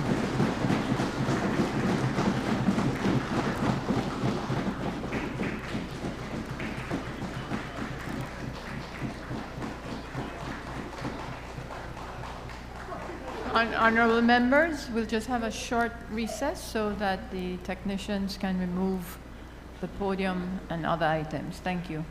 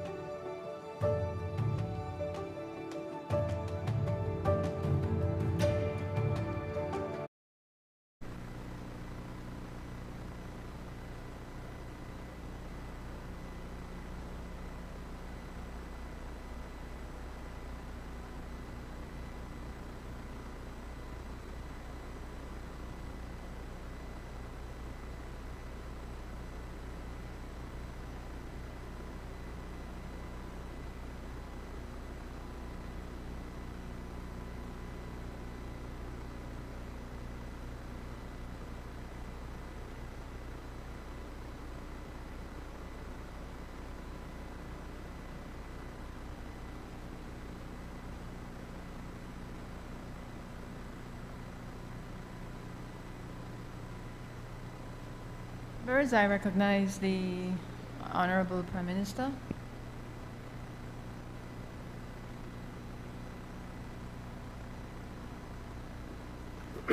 Madam Speaker, in accordance with Standing Order 49-2, I name Monday, Tuesday, and Wednesday, 23rd, 24th, and 25th, March 2026, respectively, for the continuation of the debate on the General Revenue Appropriation 2026-2027 bill. Honorable members, the question is that the continuation of the debate on the General Revenue Appropriation 26-2027 Bill 2026 be on Monday, Tuesday, and Wednesday, 23rd, 24th, and 25th of March 2026, respectively. All those in favor kindly say aye. Those against kindly say no. I think the ayes have it.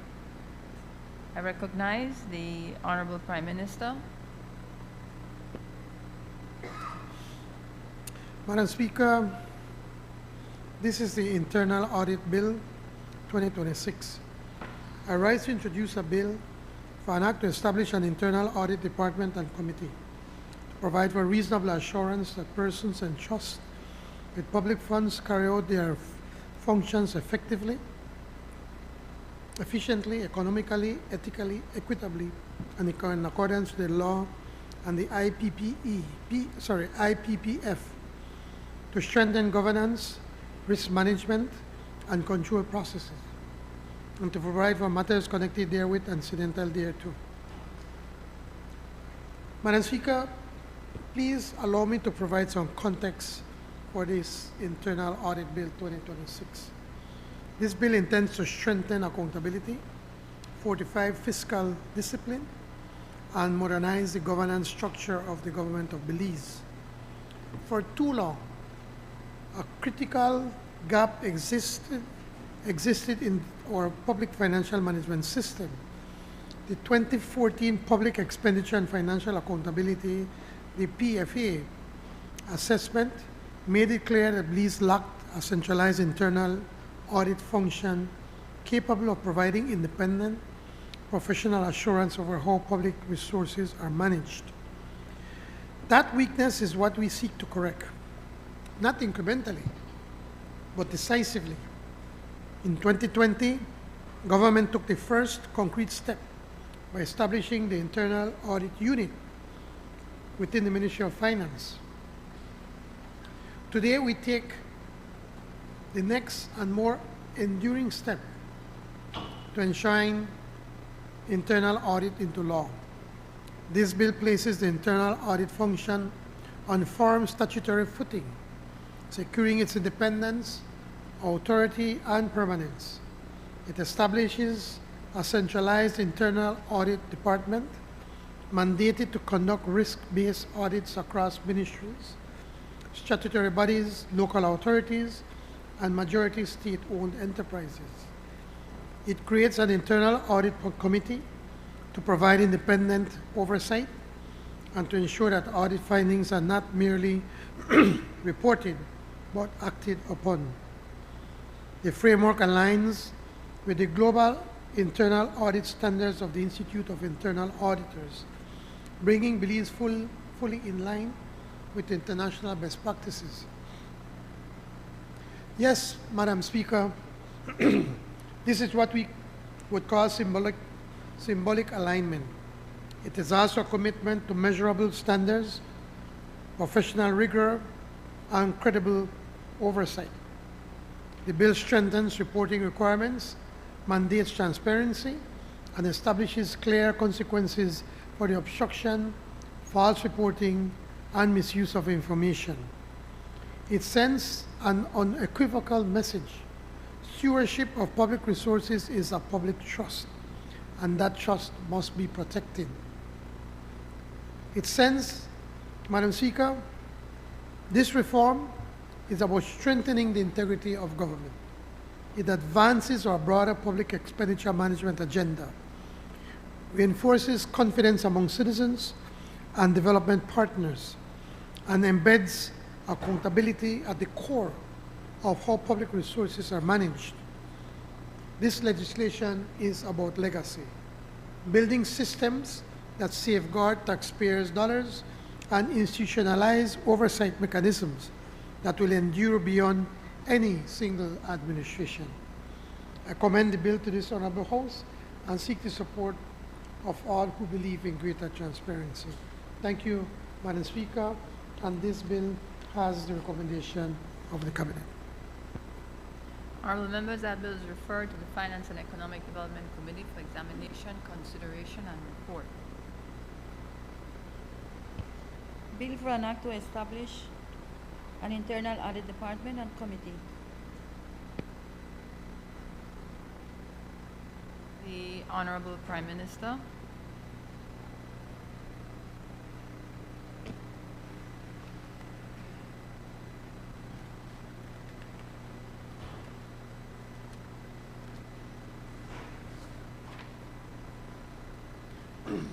Madam Speaker, if you allow my indulgence, I would like to combine both bills, the Ombudsman Amendment Bill and the Contractor General Amendment Bill, because both of them are dealing with the same matter.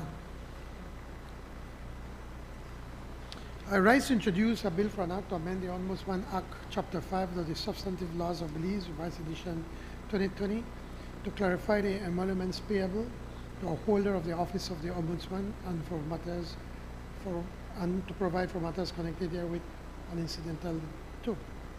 I also rise to introduce a bill for an act to amend the Contractor General Act, Chapter 6 of the Substantive Laws of Belize, Revised Edition 2020, to clarify the emoluments payable to a holder of the office of the Contractor General and to provide for matters connected therewith.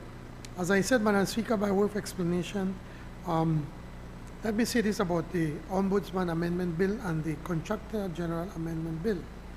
Both bills have one similarity, a clause clarifying the remuneration provision of the office holder. We propose to bring this clause into conformity with what has been the practice of the National Assembly for decades. Now, before going any further, let me say this. These amendments will take effect after appointments of the new office holders. As it is well known, the previous Ombudsman's contract came to an end in December 2025, and the current Contractor General's contract comes to an end on the 31st May 2026.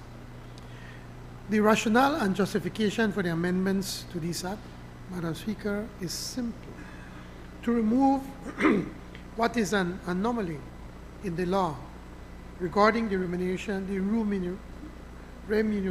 of the Ombudsman and the Contractor General. Madam Speaker, both the Ombudsman Act and the Contractor General Act were enacted in 1994, on 28 April 1994 and the 5th of January 1994, respectively. Both the Ombudsman Act and the Contractor General Act have identical provisions relating to remuneration of the office holders. These are found in sections 8 and 10 of the respective acts and are in these terms, and I quote: 1, subject to subsection, and 2, the Ombudsman and Contractor General shall receive such emoluments and be subject to such other terms and conditions of service as may from time to time be prescribed by or under any law or by resolution of the National Assembly, such emoluments being not less than the emoluments which may from time to time be payable to a judge of the Supreme Court, which is now the High Court, end of quote. Madam Speaker, neither post mandate that the qualifications of the office holder must be equal of that of the High Court judge. Still, the remuneration is referenced to that of a High Court judge. This is clearly an anomaly here, Madam Speaker. In fact, since the appointments of the Ombudsman and Contractor General began, most have not had the qualifications of a judge of the High Court. None of the responsibilities required that the person engaged, and here again I quote, is qualified to practice as an attorney at law in a court of Belize or as an advocate in a court in any other part of the Commonwealth, having unlimited jurisdiction either in civil or criminal causes or matters for at least 5 years, end of quote. And so what has taken place in practice is that the National Assembly by resolution approves the salary of the person appointed ombudsman or contractor general with no strict reference to the remuneration of a high court judge being made. A contract is simply settled with the office holder based on qualifications, experience, and other factors that are naturally considered in finalizing a contract. And as said, Madam Speaker, this has been the practice going back to the appointment of the first office holders. Further, Madam Speaker, the respected constitutional academic, Dr. Francis Alexis, in his text, Changing Caribbean Constitution, explained that while strict professional qualifications are set by the Constitution for judges, the same cannot be said from ombudsman, particularly because broader qualifications are appropriate for such posts. And the same can be said of the contractor general. Therefore, there is no sound policy reason why the remuneration of the ombudsman or the contractor general should be referenced to that of a judge of the High Court. This is why we're introducing these amendments. I therefore commend both bills to this Honorable House and look forward for the support of members of both sides. Thank you, Madam Speaker. Honorable members, those bills are referred to the Finance and Economic Development Committee for examination, consideration, and report. Bill for an act to amend the Ombudsman Act, Chapter 5 of the Substantive Laws of Belize. Bill for an act to amend the Contractor General Act, Chapter 6 of the Substantive Laws of Belize, Revised Edition 2020. Motions relating to the business or sittings of the House. I recognize the Honorable Prime Minister.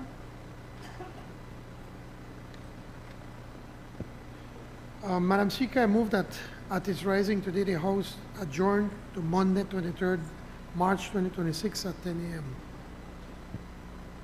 Honorable members, the question is that the House at its rising today adjourned to Monday, 23rd March 2026 at 10 a.m. All those in favor kindly say aye. Aye. Those against kindly say no. I think the ayes have it. Public business, government business motions. I recognize the Honorable Prime Minister.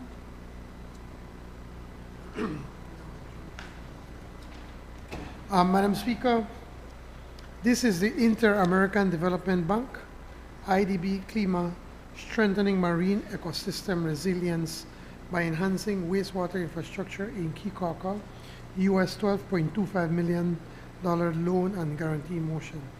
Madam Speaker, I ask for indulgence. The recitals of the motion have been circulated to all members as your indulgence not to read several pages of the recital. So now I go to the, now therefore be it resolved that this Honorable House, being satisfied that the loan proceeds will contribute to enhancing coastal water quality in Kikaka, benefiting tourism and strengthening the adaptive capacity of vulnerable coastal marine ecosystems while facilitating access to green finance, one approves that BWSL may borrow the sum of US $10 million from the IDB on the terms and conditions set out above, and authorizes the Board of Directors of the BWSL to execute and deliver the loan agreement and other associated documents. And two, approves and authorizes the government of Belize to enter into and provide a guarantee agreement in favor of the bank in respect of the obligations of BWSL under the loan agreement on the terms and conditions set out above, and further authorizes the Minister of Finance to execute and deliver the said guarantee agreement and all documents associated with. Madam Speaker, just to give a little bit more of explanation, the motion we're seeking, this present motion We are simply asking members of the National Assembly to support the construction of a sewage system and wastewater treatment plant for Kikocker. The government is also seeking the approval of the National Assembly to support some institutional strengthening within Belize Water Services Limited, BWSL. All told, the project aims to improve coastal water quality, strengthen resilience of marine ecosystems, and support the sustainable tourism and livelihoods while enhancing BWSL's capacity to integrate climate and nature risk into decision-making and facilitate access to green finance. Total cost and financing is $13 million, $10 million of which we will provide a sovereign guarantee. The GEF grant administered by IDB will provide up to $2.25 million. Local counterpart financing will be $75 million, 75,000 US dollars. In addition to the loan, the IDB may provide an IDB CLIMA pilot grant of up to 500,000 US dollars. BWS will be the executing agency. This is an important project for one of our key islands that contribute more than its fair share to our national development, Madam Speaker. And I hope for the sake of the good people of Kikocker that we will get everyone's support in this honorable house. Thank you, Madam Speaker. I recognize Leader Opposition Member for Albert. Thank you, Madam Speaker. I wish to make a brief intervention on the motion presented by the Honorable Prime Minister for the waste management infrastructure and systems for Kikocker. Madam Speaker, we all recognize the value of our tourism product on the national purse, and we all wish to preserve the integrity of our ecosystems which support our tourism product in Belize. The concern I have, Madam Speaker, is the sovereign guarantee being proposed by this motion.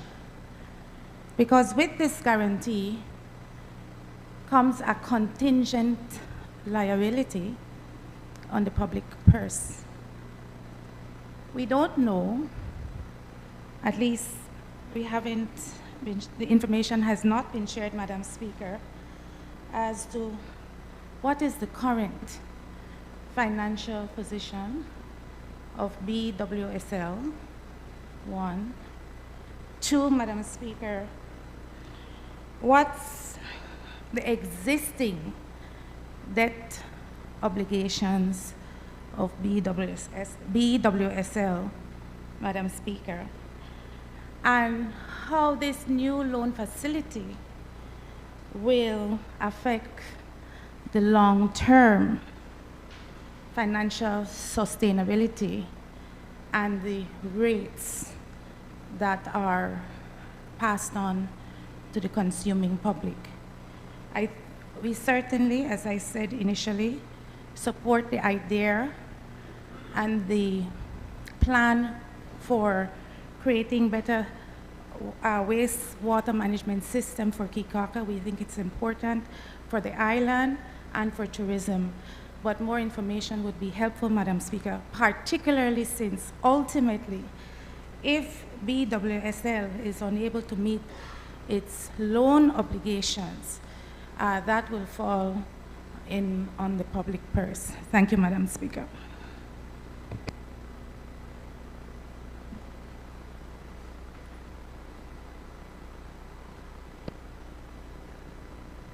I recognize the member for... Thank you, Madam Speaker. Madam Speaker, this project is transformational for Kikaka, Madam Speaker, and it has far-reaching effects. As a matter of fact, as the Honorable Prime Minister has said, this project really is intended to create a wastewater collection and treatment system for Kikaka, and it includes the construction and commissioning of a sewerage system and wastewater treatment plant. As a matter of fact, Madam Speaker, this is the kind of investment in the people of Belize and the kind of investment we want to see across the country, not only in Kikaka, Madam Speaker. And I can guarantee the leader of the opposition that if the IDB felt that BWS could not repay this bill, they would not be offering this funding, Madam Speaker. I mean, that is elementary and that is basic mathematics, Madam Speaker. But beyond that, Madam Speaker, this also helps to create institutional capacity building for BWS so that BWS has the ability to forecast in terms of climate change and the environment and the impact it is having on the different projects that they're undertaking. This is a good project for Kikaka, it is a good project for Belize, and it's a good project for the Belizean people, and I support this motion, Madam Speaker.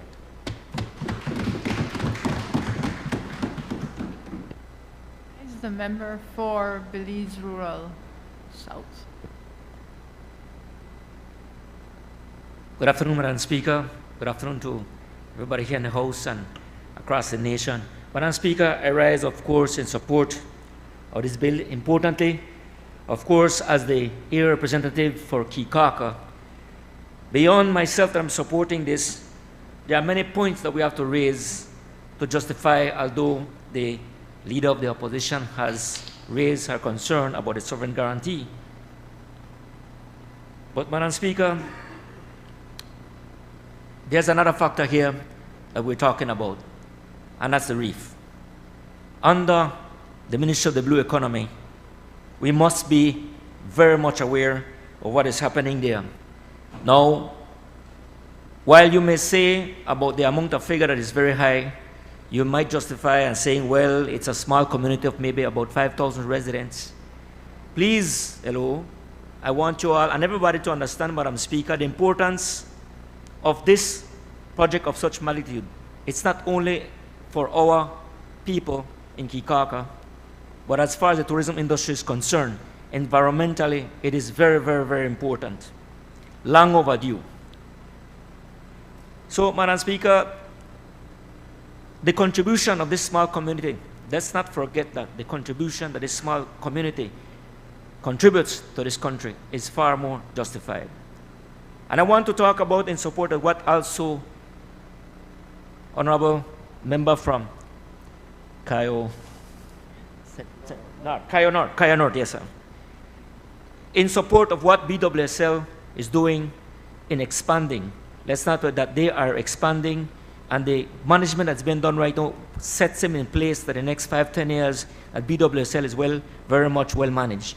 In particular as well, what is being done in North Amberg is key with the development of the sewer system there as well and the water system.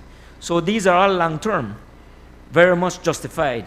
And I want to congratulate and I want to thank the Prime Minister and everyone else here on this great, this magnitude that is visionary. And I'm proud and happy to say that we're from Belize Rural South, that we deserve it, and by all accounts, this entire nation, benefits as far as concerned. So I support it very much. Thank you, Madam Speaker.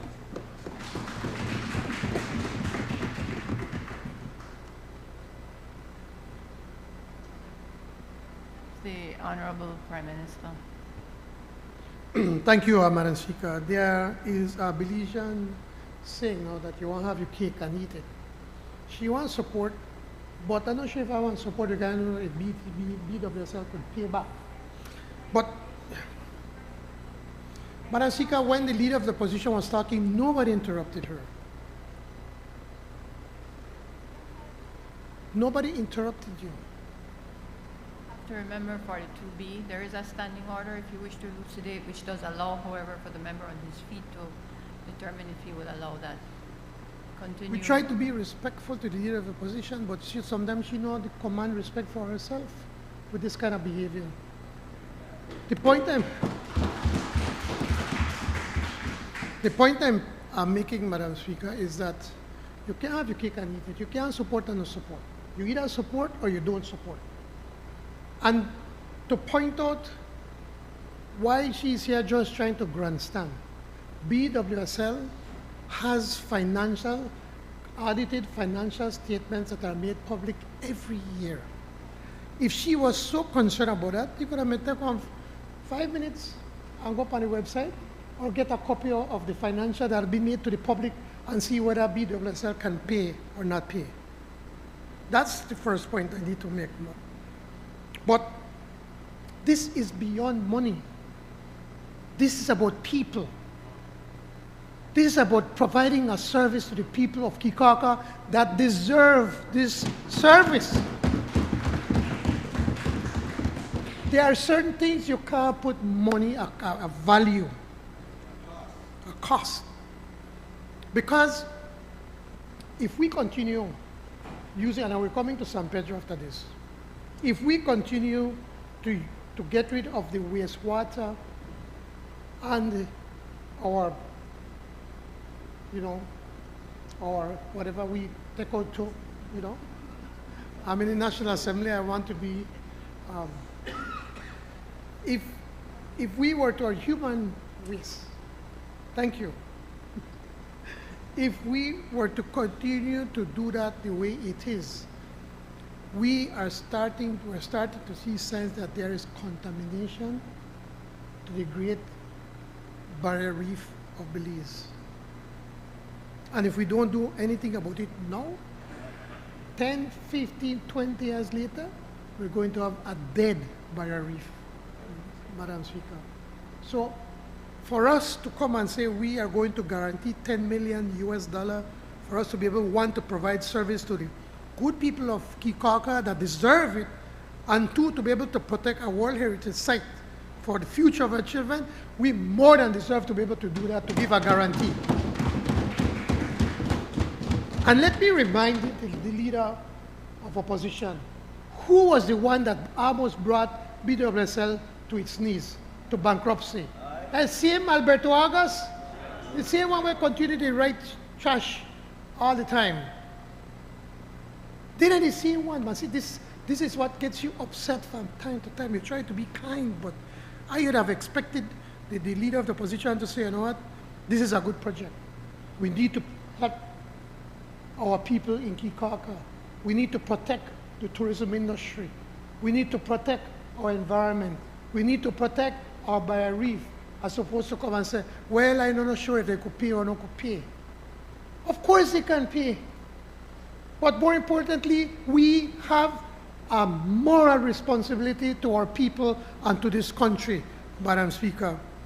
And presently, and I will alert you, one time, leader of the opposition, we have been working for a number of years in trying to put our same water treatment and sewage system in San Pedro Town on Hamburger Street. And it's a massive project. We are working trying to get at least a $50 million US grant. Is it from the GCF? Or from the GCF, from the Global Environmental Fund. And we're almost there. But it will require probably another $50+ million US to be able to implement that project in San Pedro and Burgess Key. And you know what, Madam Speaker? It is worth every single dollar that we can do to also help the people of San Pedro. So, Madam Speaker, as I bring this debate to an end, I really would ask that both sides would support. Yes, it's a contingent liability. The government is not directly responsible to pay. The IDB, when they made their analysis, have seen that BWSL has the ability to pay for the loan. That is why they have made that. But every loan that BWSL, and you know that, Honorable Member from Albert, that the government always gives this government guarantees for loans from the multilaterals for BWSL and on our utilities. So it's nothing new. That has always been the case. So once again, Madam Speaker, I ask the support of both sides of the House. Thank you. Honorable members, that motion is referred to the Finance and Economic Development Committee for examination, consideration, and report. Before I call on the Prime Minister, I was literally just notified that I believe some miscommunication occurred, and I think it's important to clear it up. It was stated that the members who I gather were protesting outside. Their protest officially ended, and they wanted to participate in the National Assembly proceedings by way of visiting, as is entitled by any Belizean. It was communicated to them that the Speaker indicated to the police that they are not allowed to sit in one of the public galleries. That's absolutely false, and I want to clarify it. I understand the climate that we're in, but as long as I'm in this chair, and whether I'm in this chair or not, this chair does not take such sides on anything. The protest officially ended at 1, and after that they wanted to enter. All that visitors have to do is comply with the visitor rules. That's it. So I just want to clarify, in the event that any member is approached with that communication, as that certainly I did not give such an instruction, and obviously we'll have to do more outreach, not just with the police, but with visitor education on the whole. Thank you for your indulgence on that. I recognize the Honorable Prime Minister. Madam Speaker, this is the official Charities Fund Motion 2026. I move be it resolved that this House approve the expenditure of $2,592,089 from the official Charities Fund as detailed in Appendix A of the draft estimates of revenue and expenditure for the year ending 31st March 2026.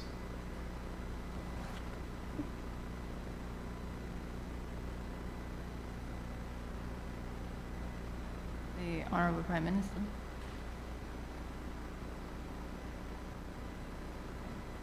Close the debate.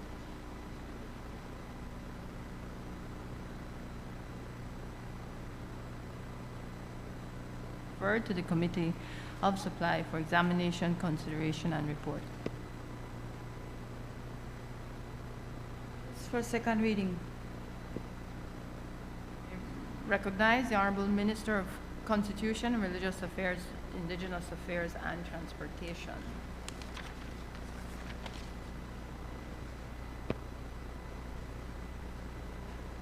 Afternoon, Madam Speaker. Afternoon to everyone. Madam Speaker, I seek your indulgence to have the Motor Vehicles and Road Traffic Amendment Bill 2026 and Motor Vehicles Insurance Third-Party Risk Amendment Bill 2026 read together.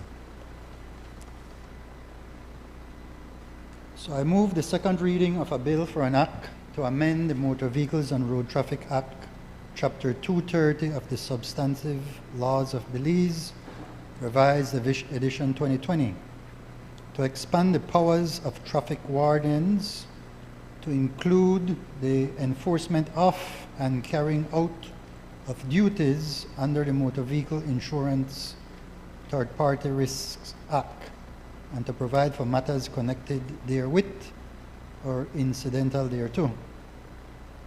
I also move the second reading of a bill for an act to amend the Motor Vehicle Insurance Third-Party Risk Act, Chapter 231 of the Substantive Laws of Belize, Revised Edition 2020, to empower traffic wardens to require the production of insurance certificates, to increase the penalties of using a motor vehicle without insurance, and to provide for matters connected therewith or incidental thereto. Madam Speaker, I don't know if I could make some remarks with regards to give you a little bit more on that, no? Thank you, thank you.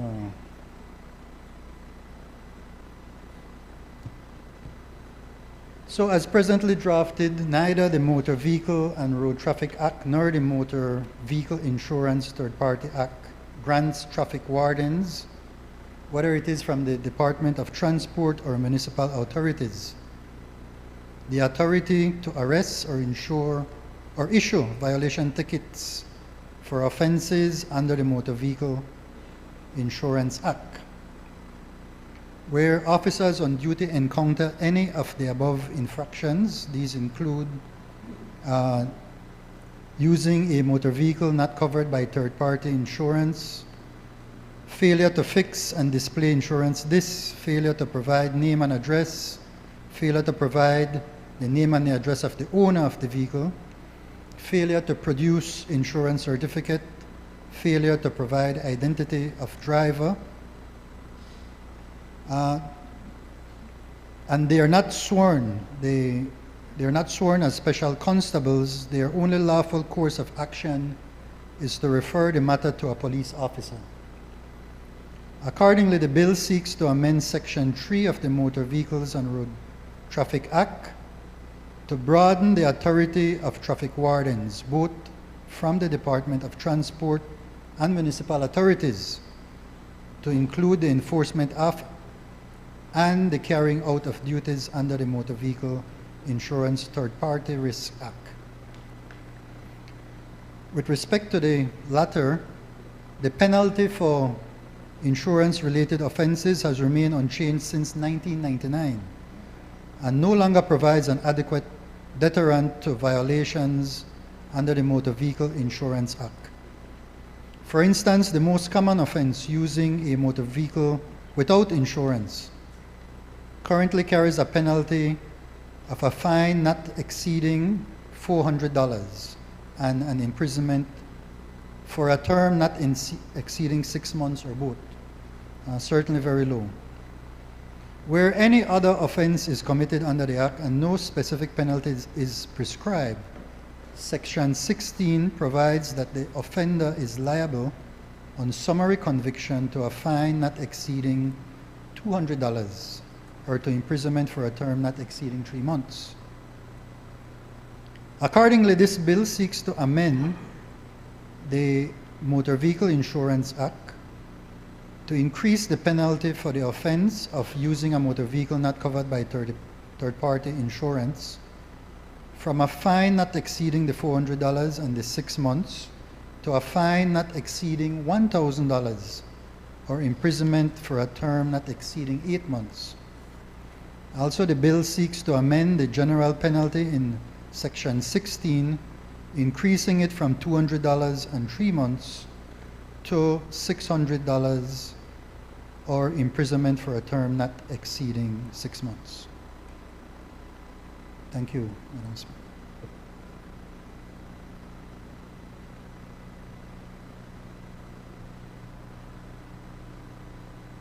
Pan?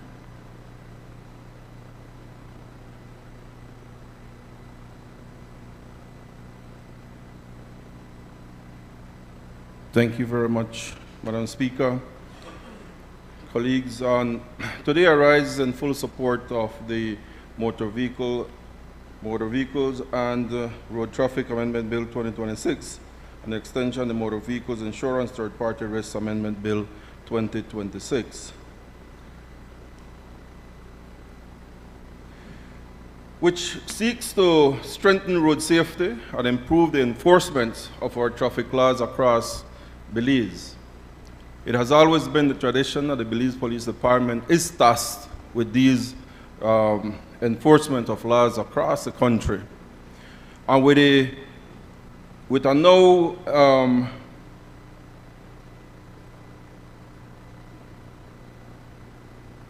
yes, and with having this traffic officers, which to your credit, Minister, have been trained. They have been doing a lot of training. They have been doing a lot of training with the police department. I think we have done about 3 cohorts already of training for these officers who are poised and ready to take on the enforcement of our traffic laws across our country. For too long, our traffic officers have been tasked with the responsibility of managing road safety without having the full legal authority to effectively enforce the laws as they are mandated to uphold. And this amendment corrects that imbalance. The bill grants traffic officers the authority to issue tickets and to make arrests for violations under the Motor Vehicles and Road Traffic Act. And it's not about expanding the powers of traffic officers, but it is about equipping our officers with the practical tools required to do their jobs effectively and responsibly. And in addition, it complements the work that the Belize Police Department is doing at this moment. By empowering the traffic officers with the authority to enforce the law directly, we create a more responsive and a more effective system. It reduces delay in enforcement, in strengthening and accountability on our roads. And then ultimately, we want to save lives. As it stands right now, if a police officer is not there, as it stands right now, any infraction that the traffic officers find, police officers needs to be there if they have not been sworn in as special constables. With this change now, they will be able to carry out the enforcement, the prosecution, and carry it all the way through without having to rely on the Belize Police Department to be there. This amendment also supports our police department by allowing specialized traffic officers to carry out duties that currently require the police to do. It ensures better allocation of resources and more effective law enforcement. Madam Speaker, I think that this amendment will complement the work that the police department does. It will also ensure that traffic laws of our country are adhered to, and that the traffic officers, both from the National Traffic Department and our municipalities, are equipped with the legislations to do their job properly and to enable the police to be a complement to the police department. For these reasons, I stand in support of the amendment and encourage all members in this honorable House to also support this amendment. Thank you so much.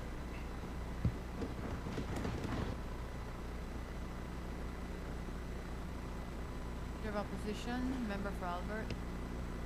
Thank you, Madam Speaker. I wish to place on record that the opposition supports every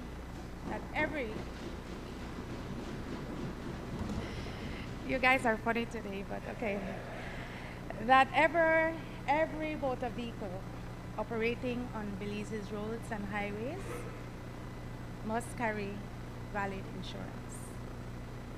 We must keep our roads and highways safe. We must hold our drivers accountable.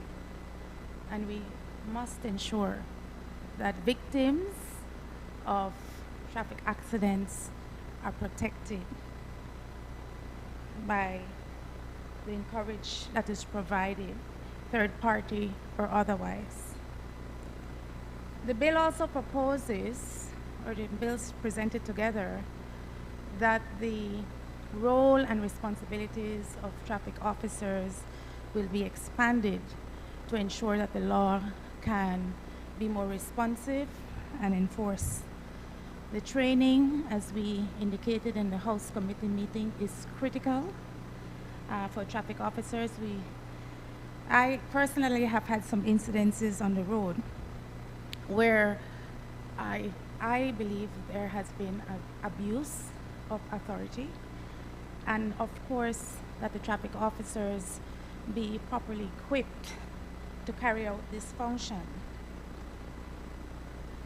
It is important to note that as insurance premiums continue to rise, Madam Speaker, as the cost of living continues to increase, many Belizean families continue to struggle to meet basic expenses. When we raise the penalties without addressing the underlying affordability, we risk criminalizing hardship rather than finding the solution to it, Madam Speaker. And so I ask that as we seek to have a shift in our public policy,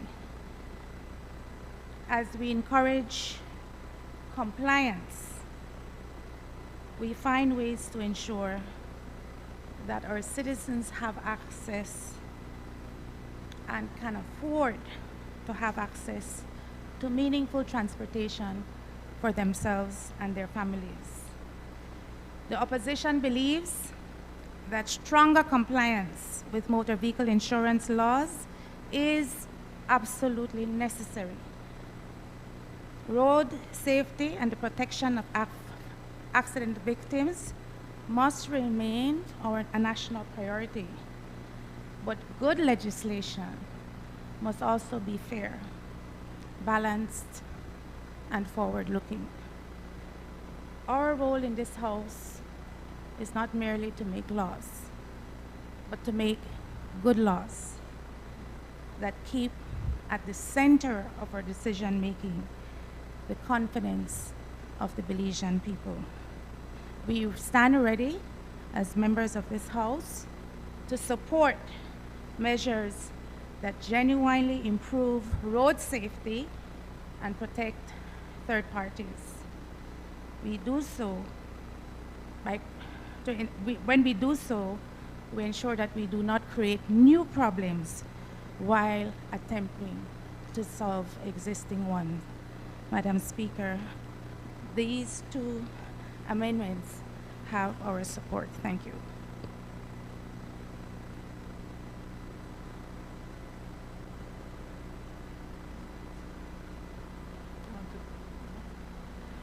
Honorable members, the question is that the bill for an act to amend the Motor Vehicles and Road Traffic Act, Chapter 230 of the Substantive Laws of Belize, Revised Edition 2020, to expand the powers of traffic wardens to include the enforcement of and carrying out of duties under the Motor Vehicle Insurance Third-Party Risks Act, and to provide for matters connected therewith or incidental thereto be read a second time. All those in favor kindly say aye. Those against, kindly say no. I think the ayes have it. Honorable members, the question is that the bill for an act to amend the Motor Vehicle Insurance Third-Party Risks Act, Chapter 231 of the Substantive Laws of Belize, Revised Edition 2020, to empower traffic wardens to require the production of insurance certificates, to increase the penalties for using a motor vehicle without insurance, and to provide for matters connected therewith or incidental thereto be read a second time. All those in favor kindly say aye. Those against kindly say no. I think the ayes have it. Bill for an act to amend the Motor Vehicles and Road Traffic Act, Chapter 230 of the Substantive Laws of Belize, Revised Edition 2020. Bill for an act to amend the Motor Vehicle Insurance Third-Party Risk Act, Chapter 231 of the Substantive Laws of Belize, Revised Edition 2020. Committee of the Whole House on Bills. Honorable members, the House will now resolve into a committee of the whole House to consider the bills that were read a second time. I would like to ask the media and those in the galleries to leave during this portion of the sitting.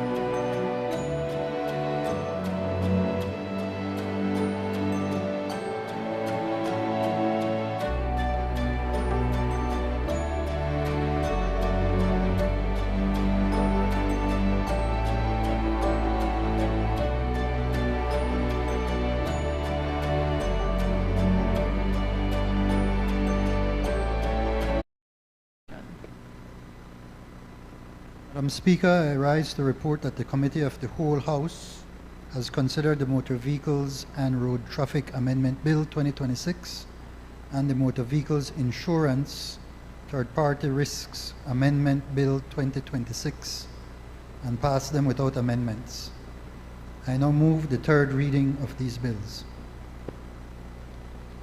Honorable members, the question is that the bill for an act to amend the Motor Vehicles and Road Traffic Act, Chapter 230 of the Substantive Laws of Belize, Revised Edition 2020, to expand the powers of traffic wardens to include the enforcement of and carrying out of duties under the Motor Vehicle Insurance Third-Party Risks Act, and to provide for matters connected therewith or incidental thereto be read a third time. All those in favor kindly say aye. Those against kindly say no. I think the ayes have it. Honorable members, the question is that the bill for an act to amend the Motor Vehicle Insurance Third-Party Risks Act, Chapter 231 of the Substantive Laws of Belize, Revised Edition 2020, to empower traffic wardens to require the production of insurance certificates, to increase the penalties for using a motor vehicle without insurance, and to provide for matters connected therewith or incidental thereto be read a third time. All those in favor kindly say aye. Those against kindly say no. I think the ayes have it. Bill for an act to amend the Motor Vehicles and Road Traffic Act, Chapter 230 of the Substantive Laws of Belize, Revised Edition 2020, and the Bill for an act to amend the Motor Vehicle Insurance Third-Party Risk Act, Chapter 231 of the Substantive Laws of Belize, Revised Edition 2020. Now is the Honorable Prime Minister.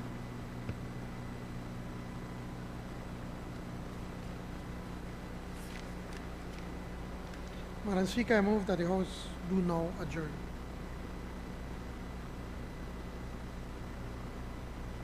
Is the member for Mesopotamia. Soon, Minister. Madam Speaker, today I rise to address a matter of national importance, the allegation of payoffs happening at our border points. I'm asking for, no, I'm not just asking the question, then I have to refer my notes. Today I rise to address a matter of national importance, the allegation of payoffs happening at our border points involving vehicles entering Belize and how it affects the rising cost of living across the board. Madam Speaker, I'd like to permission to refer to my notes, please. Our borders are the gateway to our country. They should represent integrity, professionalism, and the rule of law. But Madam Speaker, today I want to look at the issue from another angle.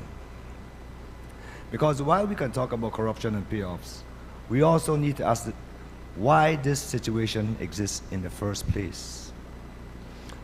Do we really believe Belizeans wants to go through all this backdoor stuff to get things done? Madam Speaker, the truth is simple. The system itself is pushing people in that direction. The reason is clear: the excessive taxes and duties on vehicles entering Belize. Just some example of the numbers, Madam Speaker. 4-cylinder pickups, Belizeans must pay 10% import duty, 3% environmental tax, and 12.5% ET. That's 27.12%, Madam Speaker. For 6 and 8-cylinder pickups, it's 10% import duty, 15% excise tax, 5% environmental tax, 12.5% GST, for a total of 46.25% for pickup trucks, 6 and 8 cylinders. Now let's look at cars, SUVs, and minivans. 4-cylinder, 45% import duty, 3% environmental tax, 12.5% GST, a total of 66.5%, Madam Speaker. And for 6 and 8 cylinder SUV cars and minivans, it's 74.38%. Vans and buses, passenger ones, pay 35%. Work trucks, 41%. Tractor trucks, 35%. Madam Speaker, this means that if a Belizean buy a vehicle for $10,000, by the time they finish paying government, the taxes will end up to about $17,500. And that's not even the worst part, Madam Speaker. These taxes are calculated based on CIF, cost, insurance, and freight. So the total cost of that vehicle would be probably pushed up to around $18,500, Madam Speaker. So government is not only taxing the vehicle itself, they are also taxing the shipping and the insurance. Madam Speaker, that is why owning a vehicle in Belize is so high. You would think the government would encourage Belizeans to go green with electric or hybrid vehicles. Recent adjustments is still 27.12%. The PM is on the record that they want to bring down import duty and taxes on newer vehicles. To date, nothing has been done. Nothing. Now, I already know what will happen after this presentation. The government will come and try to discredit the presentation, and instead of addressing the problems, they will say, "Nobody been in the government for 13 years, but don't do nothing." Yeah, that's what Alex said. There's no truth to that. If we want, we could go back 28 years ago to 1998, you know, everybody. They would say we recently passed legislation to reduce electric and hybrid vehicles. Or will they say, "Oh, no, got no more authority because don't do the same thing," just like what they said just now. Oh, no, understand? Yes, man, of course. Because that's the reason we want to use all the time. Or when I hurl some type of insults, like we did our comedy show. And I mean that, Madam Speaker. Madam Speaker, the government has now been in power for more than 5 years, and it's already on their second term. What I say about that? Okay. Yet, every time something goes wrong, they want to blame 10 or 18 years ago government. You don't see me going back to 1998 PUP government, which is 28 years ago, Madam Speaker. At some point, the government must stop blaming the past and start taking responsibility for the present. The Belizean people voted for manifesto, PUP manifesto 1.0 and 2.0. But, Madam Speaker, it feels like minus 1.0 and minus 2.0. Leadership means taking responsibility.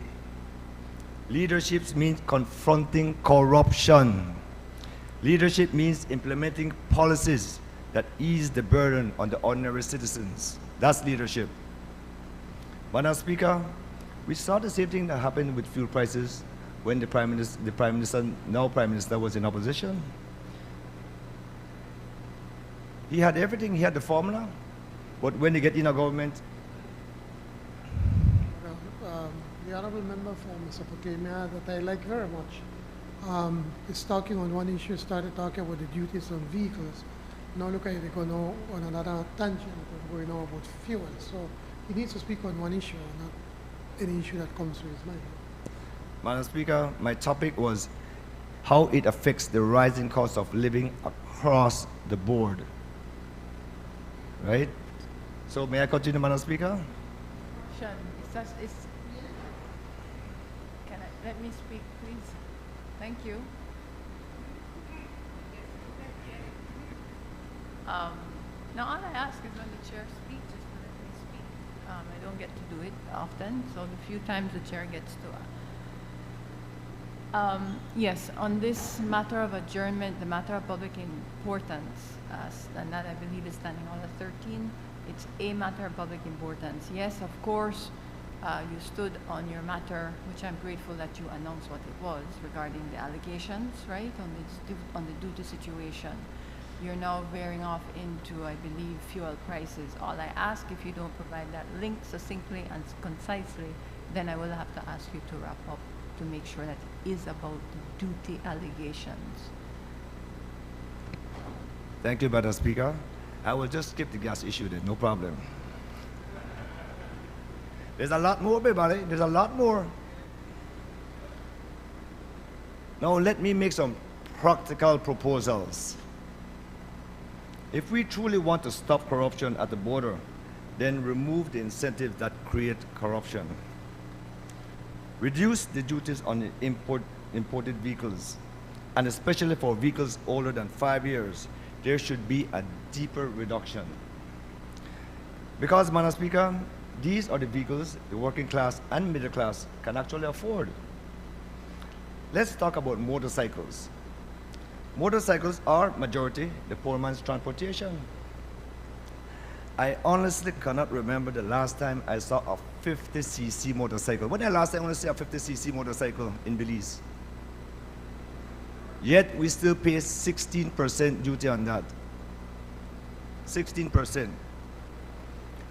Yes, 50cc and above is 40%, Madam Speaker. 40%. I can't veer off on the issue, Minister. If I veer off on the issue, Madam Speaker will come, I correct me, I tell me for wrap up. No, you can't check basket, you set me up. You set me up for me, Madam Speaker, tell me 2 words and I will have to sit down. I have to follow the standing orders. These taxes remain structured like motorcycles or luxury vehicles. At my place of work, we have a lot of grown men who depends on the affordability of cycles to make an honest living for their families. For example, Madam Speaker, at $2,500, 100cc leaf fan at 40% is equal to $1,000 in import duty and taxes. We all remember when the government tried to charge $300 per head just for the privilege of riding a motorcycle. Sometimes I wonder who is advising the government on these policies that affect ordinary Belizeans. I really believe they're out of touch, really out of touch. Another good example of how government is out of touch is the recent hikes of 18% and 40% on empty lots without any consultation. Okay, I stop, okay? No problem. Just take it how we give it to you, right? Just take it. We pass it, so just take it. Take it, right? Take it. Madam Speaker, I said the man try to set me up, but no problem. I will move out for that.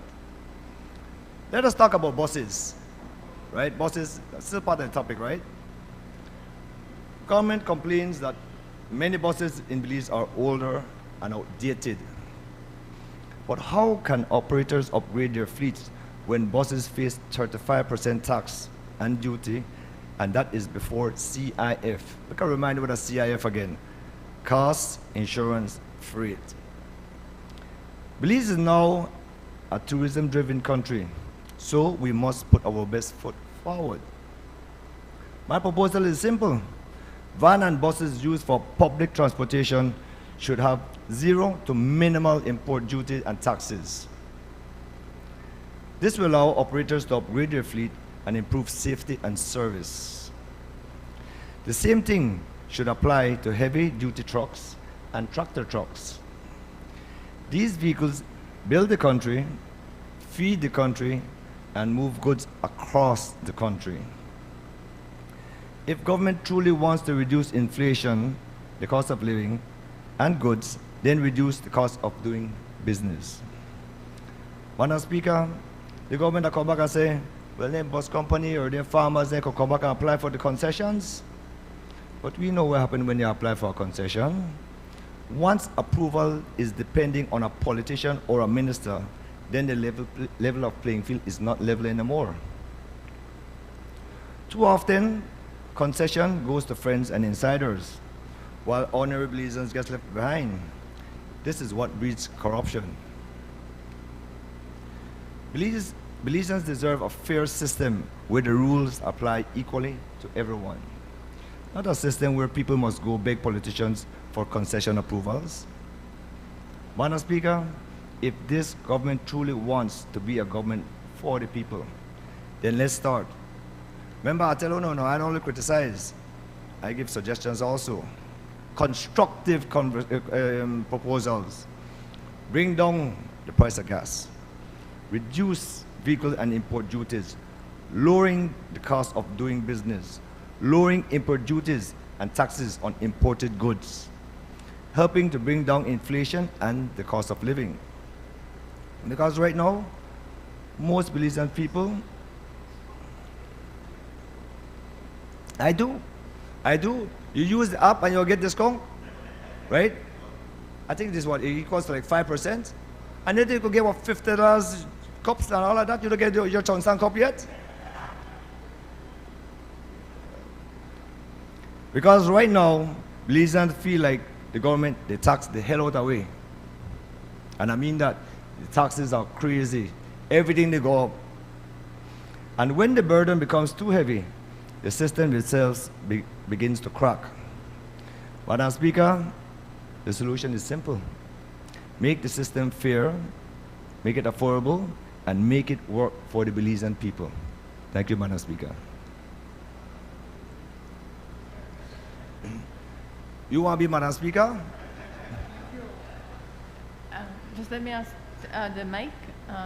Honorable, I recognize the Honorable Prime Minister.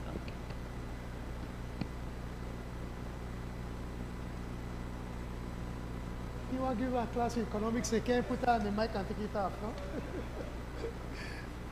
Madam Speaker, I genuinely like the honorable member from Mesopotamia, but certainly make it difficult not to make fun of what is, but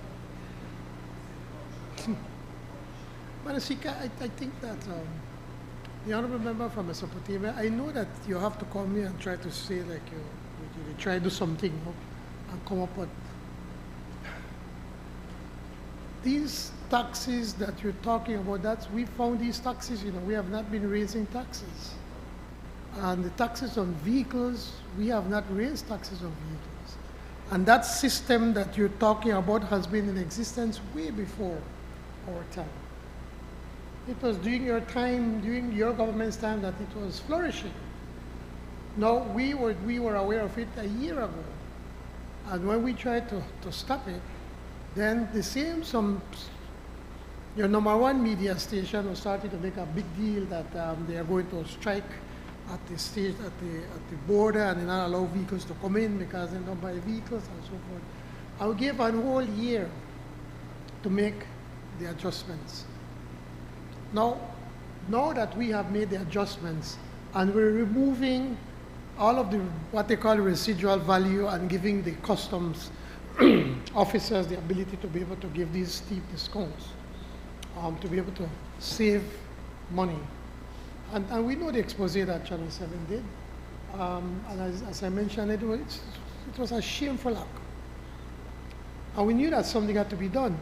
So now that we have pretty much stopped that, it still happens. No matter what you do, people are ingenious and they're going to find ways how to cut corners. That's human nature. And I'm not casting aspersions at anyone. But that kind of act or behavior or what the ring that was going on has been cut virtually to almost zero. But now what is happening? Now that they have to apply the full amount of the duties that you have been reading, in which many instances you are right, the cost of a vehicle has gone up tremendously because now they have to pay what is in the book. Mind you, we did not put those rates. We did not put those rates. Those rates were there. What we have been doing since then, Honorable Member from Mesopotamia, I've been working along with the Ministry of Finance and the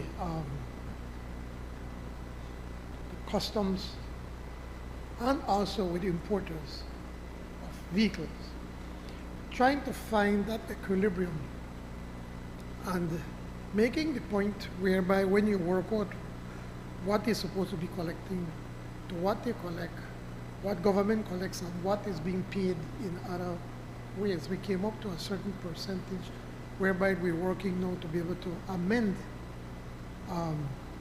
the Customs Act or the taxes that we're going to be charging on vehicles.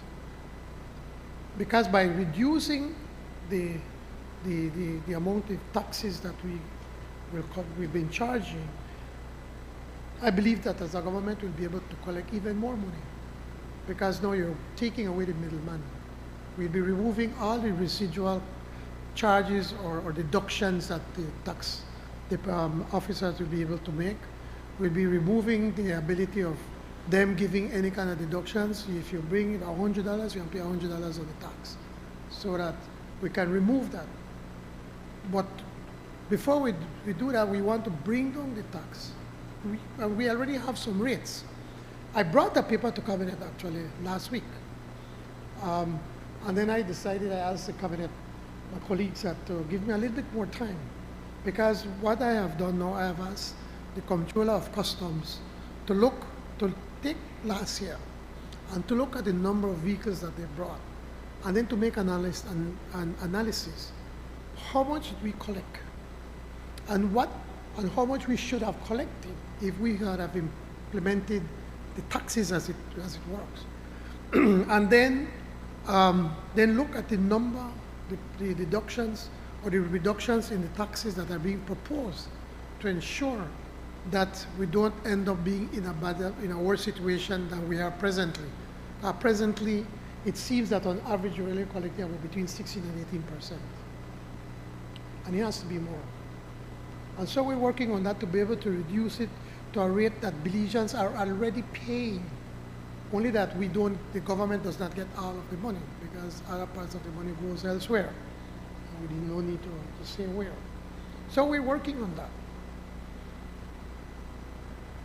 And this issue of the taxing, the shipping and insurance, my brother, that has been there for decades. It's a part of how the cost of the importation of the product comes in. So you need to put the cost for your buy and how much it costs to ship it here and insurance. It is done all over the world. And I like how you come that you criticize, but you give me suggestions on how to reduce. And I was really waiting. I said, wow, Einstein must have come up with something really good right now. But to just cut all the taxes on everything, I would love to do that. I would love not to charge no tax. But then how is it that we're going to pay for education? How are we going to pay for health? How are we going to pay for the national health insurance? How are we going to continue to help poor people? How are we going to continue to do the infrastructure development that is a necessity in this country? How are we going to develop this country if we can't collect taxes? So to come here and say, just reduce the taxes by everything, we know that. But we also have a responsibility to manage the finances of this country as best as we possibly can, to be able to provide the best services we can to our people, and provide and plan for a better and brighter future, as I just said earlier in my presentation. So, Madam Speaker, while she makes some good points, I agree, I think everybody agree with you, that the taxes on vehicles are too high. And because it's too high, people find a way to go around it. So we've been studying it. For a year, we've been working on it. And so now that we have tightened on that, and now people are really bad because they feel the full pressure, we know we have to bring down the price. We've come down, and we probably come down substantially. But we need to make also a point to you, Honorable Member from Mesopotamia. Are you aware that in Central America, you're not allowed to bring in salvage vehicles?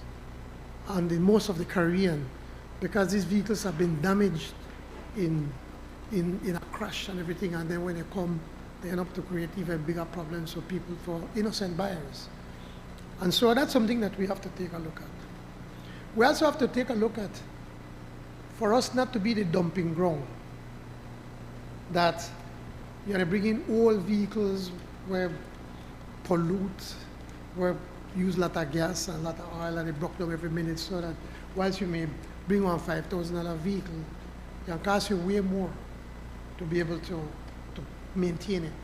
So what again, the goal is to be able to eventually phase it in, not overnight, that eventually just start to allow vehicles no more than 10 years old to be imported into Belize. And by that way, then, these vehicles are more environmentally friendly, they're more fuel efficient, they use less oil, they use less parts, it will be more safe to be able to come on the roads, especially as we fix the roads. I'm rebuilding these roads, making them wider. People want to drive even at higher speeds, which is some of the things that the amendments we just do for the Ministry of Transportation to be able to start to control some of these things. So it is a number of things that we have to take a look as a responsible government. So I appreciate you coming and making your observation and to a certain extent criticism. And it's taken in good stride, but it's something that we met and that we're fixing. On the 18% that you talk about the property tax raise in Belize City, it's important to point out that the last time they revised the tax rolls was, I think, in 2013. 2013 was the last time. And then they were going to do it in 2018, but because of the election, they did not do it. The UDP back then. And then the PUP won in 2018. They would have done it, they were going to do it after that, but then it was after the pandemic. So they decided that it was not the best time to do it. There's never a good time to raise taxes, but there comes a time that you have to do it. And so all they're doing is to raise an average of 18% to be able to provide for more services for the city. The city is growing. The city, sorry? We have 40% for abandoned lots. Yes. And that's not necessarily a bad thing, so that people put the lots to work, make them build on it, put something on it. I know you have a lot of empty lots, yeah. So that's why you worry about it, right? But you okay, you don't mind paying it, because you're a good citizen. But they have a lot of people that have empty lots and they got estates and they just left it abandoned and they don't use it.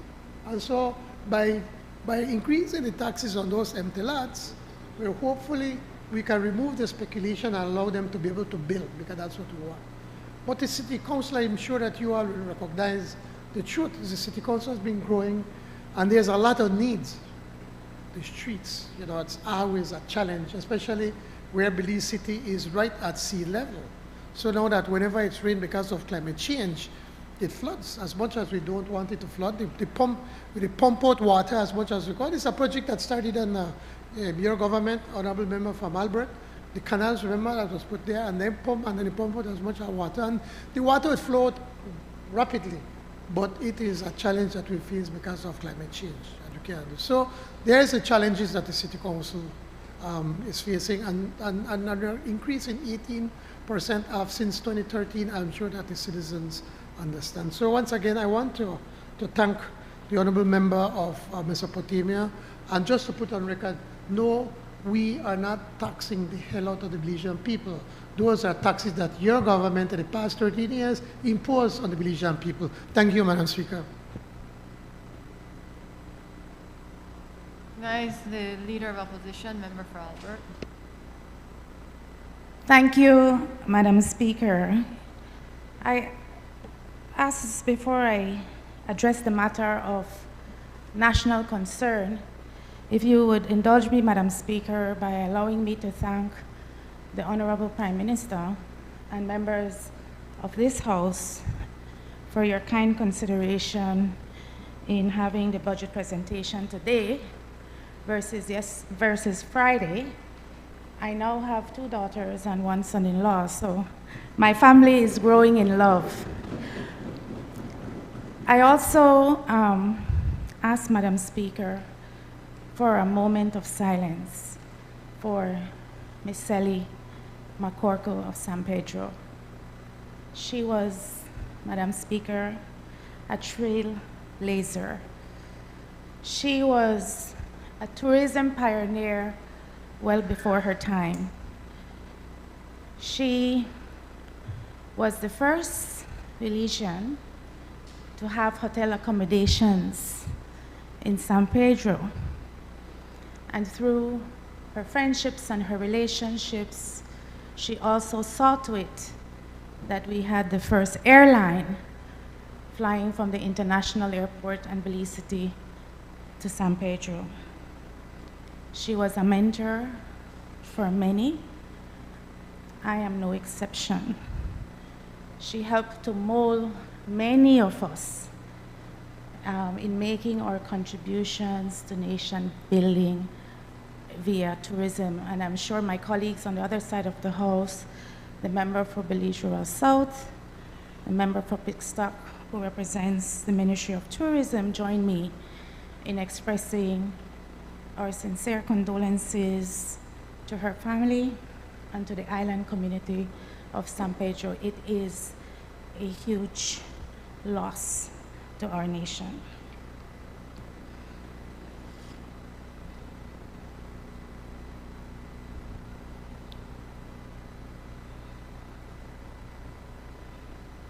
Thank you, Madam Speaker. I ask permission to refer to my notes. It's been a long week. Madam Speaker, I rise this afternoon to speak on a matter of national concern. A matter that goes, Madam Speaker, to the heart of fairness, justice, and respect for the Belizean worker. The protection of workers' rights to fair compensation for services they have rendered to Belize. Outside this very house, Madam Speaker, former employees of BTL gathered this morning in peaceful protest. They are not agitators.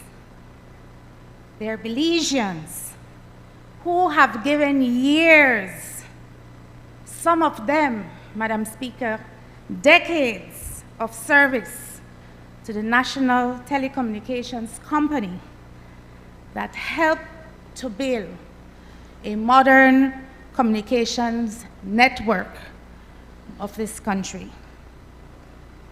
Today, they did not advocate for charity.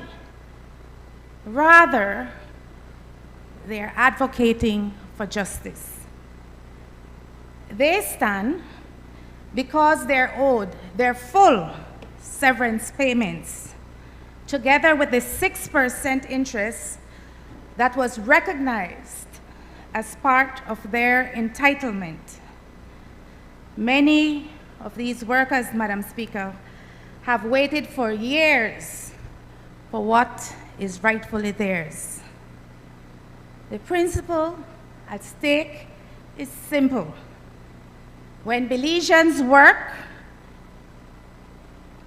and earn a benefit under the law, the benefit must be honored.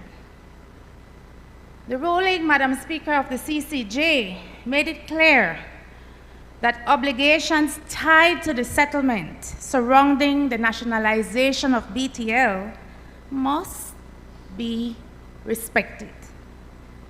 Those obligations include the rights and entitlements of workers who were displaced in the process. Madam Speaker, I think of a member of my constituency who spent her entire professional working life at BTL. She's now housebound, crippled by arthritis. Her husband, who became her sole provider after she had to go on sick leave, early retirement leave, has passed away.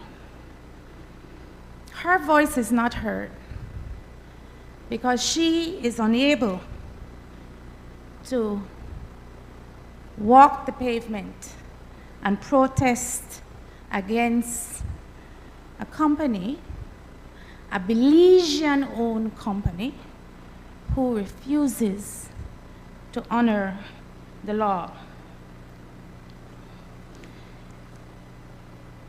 A government that stands for workers cannot remain silent while former employees are forced to protest outside the very institution that they helped to build. Many of them, Madam Speaker, continue to suffer in silence, but still they need their voices to be heard. These men and women have to support their families. They have mortgages to pay.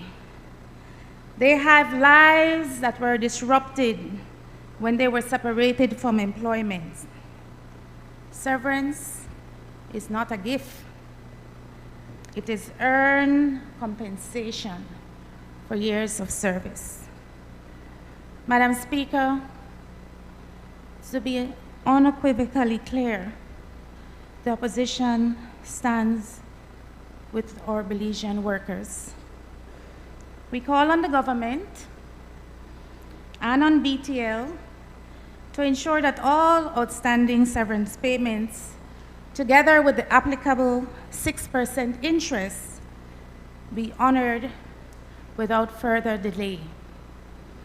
In speaking with the protesters early today, they have made some progress. BTL has agreed to make severance pay available to all workers, even those who are not part of the association. BTL has said we will pay the 6% interest, but only from the start of the CCJ's ruling.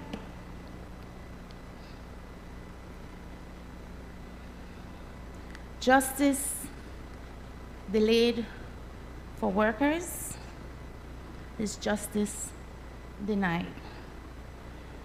When justice is denied for one, justice is denied for all. If we are serious about building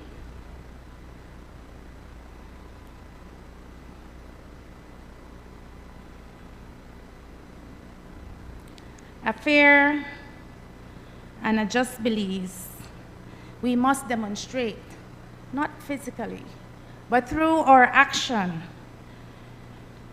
that the rights of our workers do matter, that their service to our country matters, and that the rule of law in this country matters. To the workers who gathered outside this house, the Belize Communication Workers for Justice, your voices are not unheard. Your struggle is legitimate, and the opposition will continue to stand with you until justice is done. Solidarity for one group of workers is solidarity for all Belizean workers. Madam Speaker, the workers in this country deserve nothing less. And before my colleague from Cayo North rebuts and say this is a matter for BTL and the workers, before you rebut and say that this is a private matter, let us remember that 88% of BTL is owned by Belizeans, and SSB funds, the contributions of hard-working Belizeans, are invested in an institution that we should all expect will not drag our workers across the coals, but will ensure with the government's support and intervention, that these workers are treated fairly, that these workers receive justice, and that we all, as a Belizean community, respect those who help to build Belize. Thank you, Madam Speaker.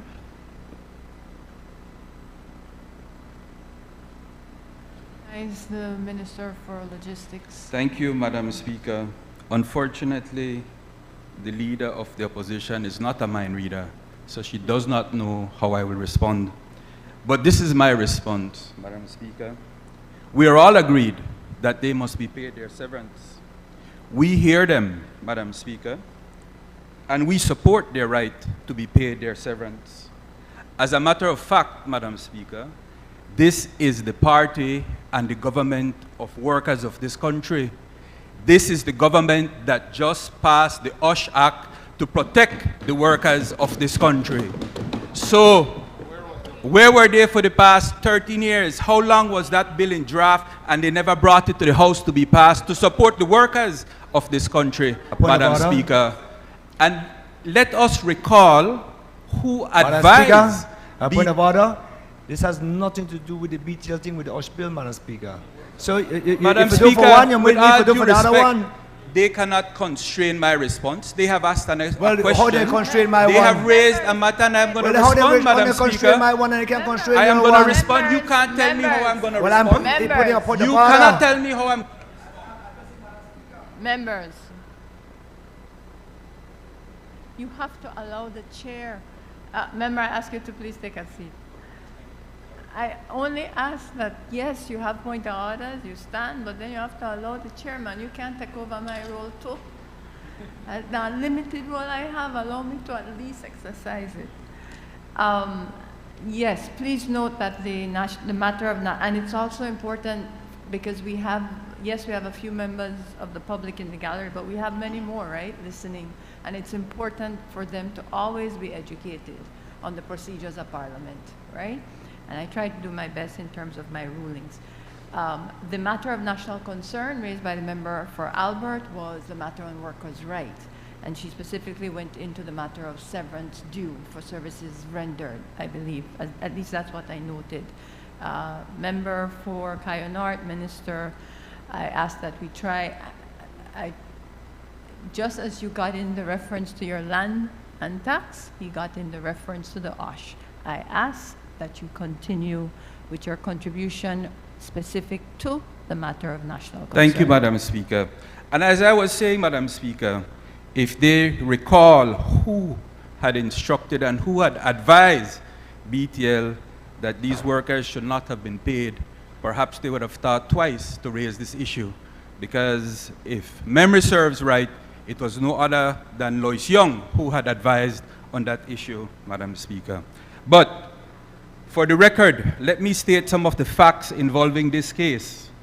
Madam Speaker, and if I may refer to my notes with your permission, the CCJ delivered its judgment in the Irvin Marine and others against Belize Telemedia Limited on November 5th, 2025.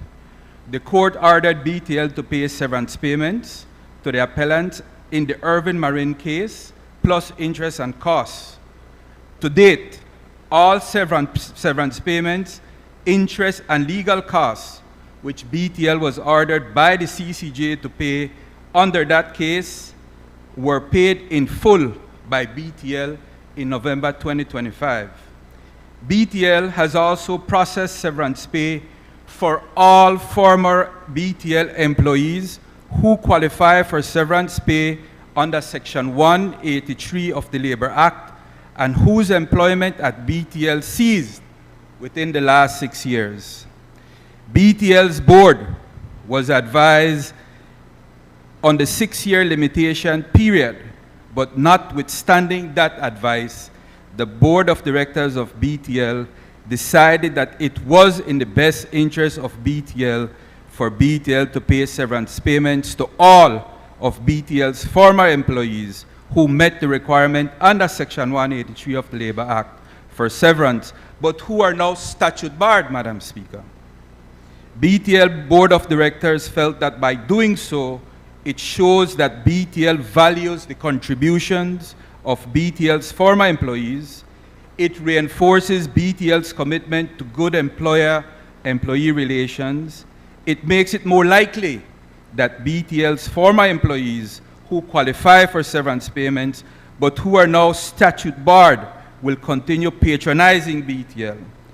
And Madam Speaker, it brings finality to the matter of severance payments by BTL and allows BTL to place even more focus on BTL's business and BTL's commercial strategies that are aimed towards promoting the success of BTL for the benefit of all shareholders. Madam Speaker, BTL, notwithstanding that the court has not ordered BTL to pay interest on such sums to these former employees, BTL's decision to voluntarily pay interest without an order of the court from November 5th, 2025 is also based on the consideration that pre-judgment interest is awarded at the discretion of the court, and BTL is, by paying interest from November 5th, 2025 to date of payment, awarding interest which may not necessarily be awarded by the court if such former employees were to file a claim at the High Court and succeed. Madam Speaker, BTL is currently reviewing, for the purpose of processing severance payments, the employee records of BTL's former employees who meet the requirements under Section 183 of the Labor Act for severance payments, but who are now statute barred by the 6-year limitation period. The Belize Communication Workers for Justice, a group of former BTL employees, have organized themselves for the purpose of requesting severance payments for their members. I am not sure if this is even a registered union, but nevertheless, Madam Speaker, BTL and the BCWJ entered negotiations with BTL regarding severance payments to BTL's former employees who meet the requirement under Section 183 of the Labor Act for severance payments, but who are now statute barred by the 6-year limitation period at Section 4 of the Limitation Act. Negotiations took place on February 17, 2026 and February 23, 2026. Negotiations broke down due to the failure by the BCWJ and BTL to agree on the interest rate, and because BCWJ included a proposal for BTL to pay BCWJ's legal cost. And it is on the record that that legal cost was submitted for over $183,000 by one attorney at law, Dennison, Crown Counsel Dennison. Legal costs were not on the negotiations agenda. Furthermore, negotiations broke down, notwithstanding the fact that BTL improved BTL's offer during the negotiations, while the BCWJ maintained its negotiated position. Madam Speaker, it is the position of BTL that they will pay all of the former employees at the 6% per annum interest from November 5th, 2025 to the date of payment. BCWJ members are to be paid severance payment by BTL in the same manner in which BTL will be making payments and have made payments to all other former employees of BTL who meet the requirements under Section 183 of the Labor Act, and notwithstanding that they are barred. So in other words, Madam Speaker, these claimants plus the ones who have been paid will all be treated on the same footing. They will be treated equally. That is the position of BTL, Madam Speaker. Thank you. Honorable members, before I put the question for the House to adjourn, it would be remiss, being that we are in the month of March, and we also, I believe it was yesterday, was the national holiday for our heroes and benefactors. I'd like to recognize, of course, we have 3 women parliamentarians in this lower house, and I would like to take a moment to recognize that.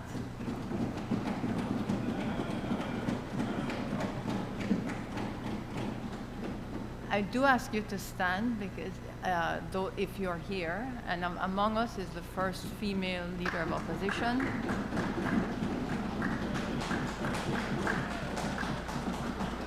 And I also would like, if you allow me the indulgence, please, to recognize names that have long gone, but I do believe share in the nation building of this great country. Names like Elfrida Reyes, names like Ms. Cosasola, names like Ms. Jane Usher, names like Gwendolyn Zaraga, and there are so many other unsung heroes who may not necessarily have the title on the day, but I know that we all share in the fact that they do have contributed to this country's development. Among them, I do consider Ms. Sally McCorkle. My background is in tourism. Some of you know that we've worked together in tourism, and she really was a pioneer for tourism development. And I ask once again, just for that brief moment of silence, to recognize the passing. I believe it occurred, was it yesterday or the day before, of Ms. McCorkle, but those of us who were engaged with tourism recognize her. Mr. Paz. Ms. Vincent Paz, thank you. Parks. Senator, exactly, we do have a member from the upper house. I'm not so sure when her passing occurred, but I recognize that it did occur by way of an announcement of the official passing of Senator Vincent Parks.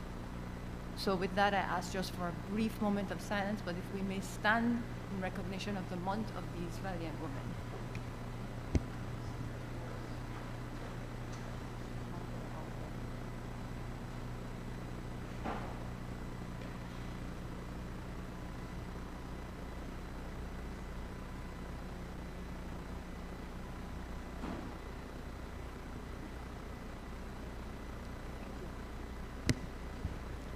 Indeed, former Speaker Sylvia Flores was among one of those nation builders.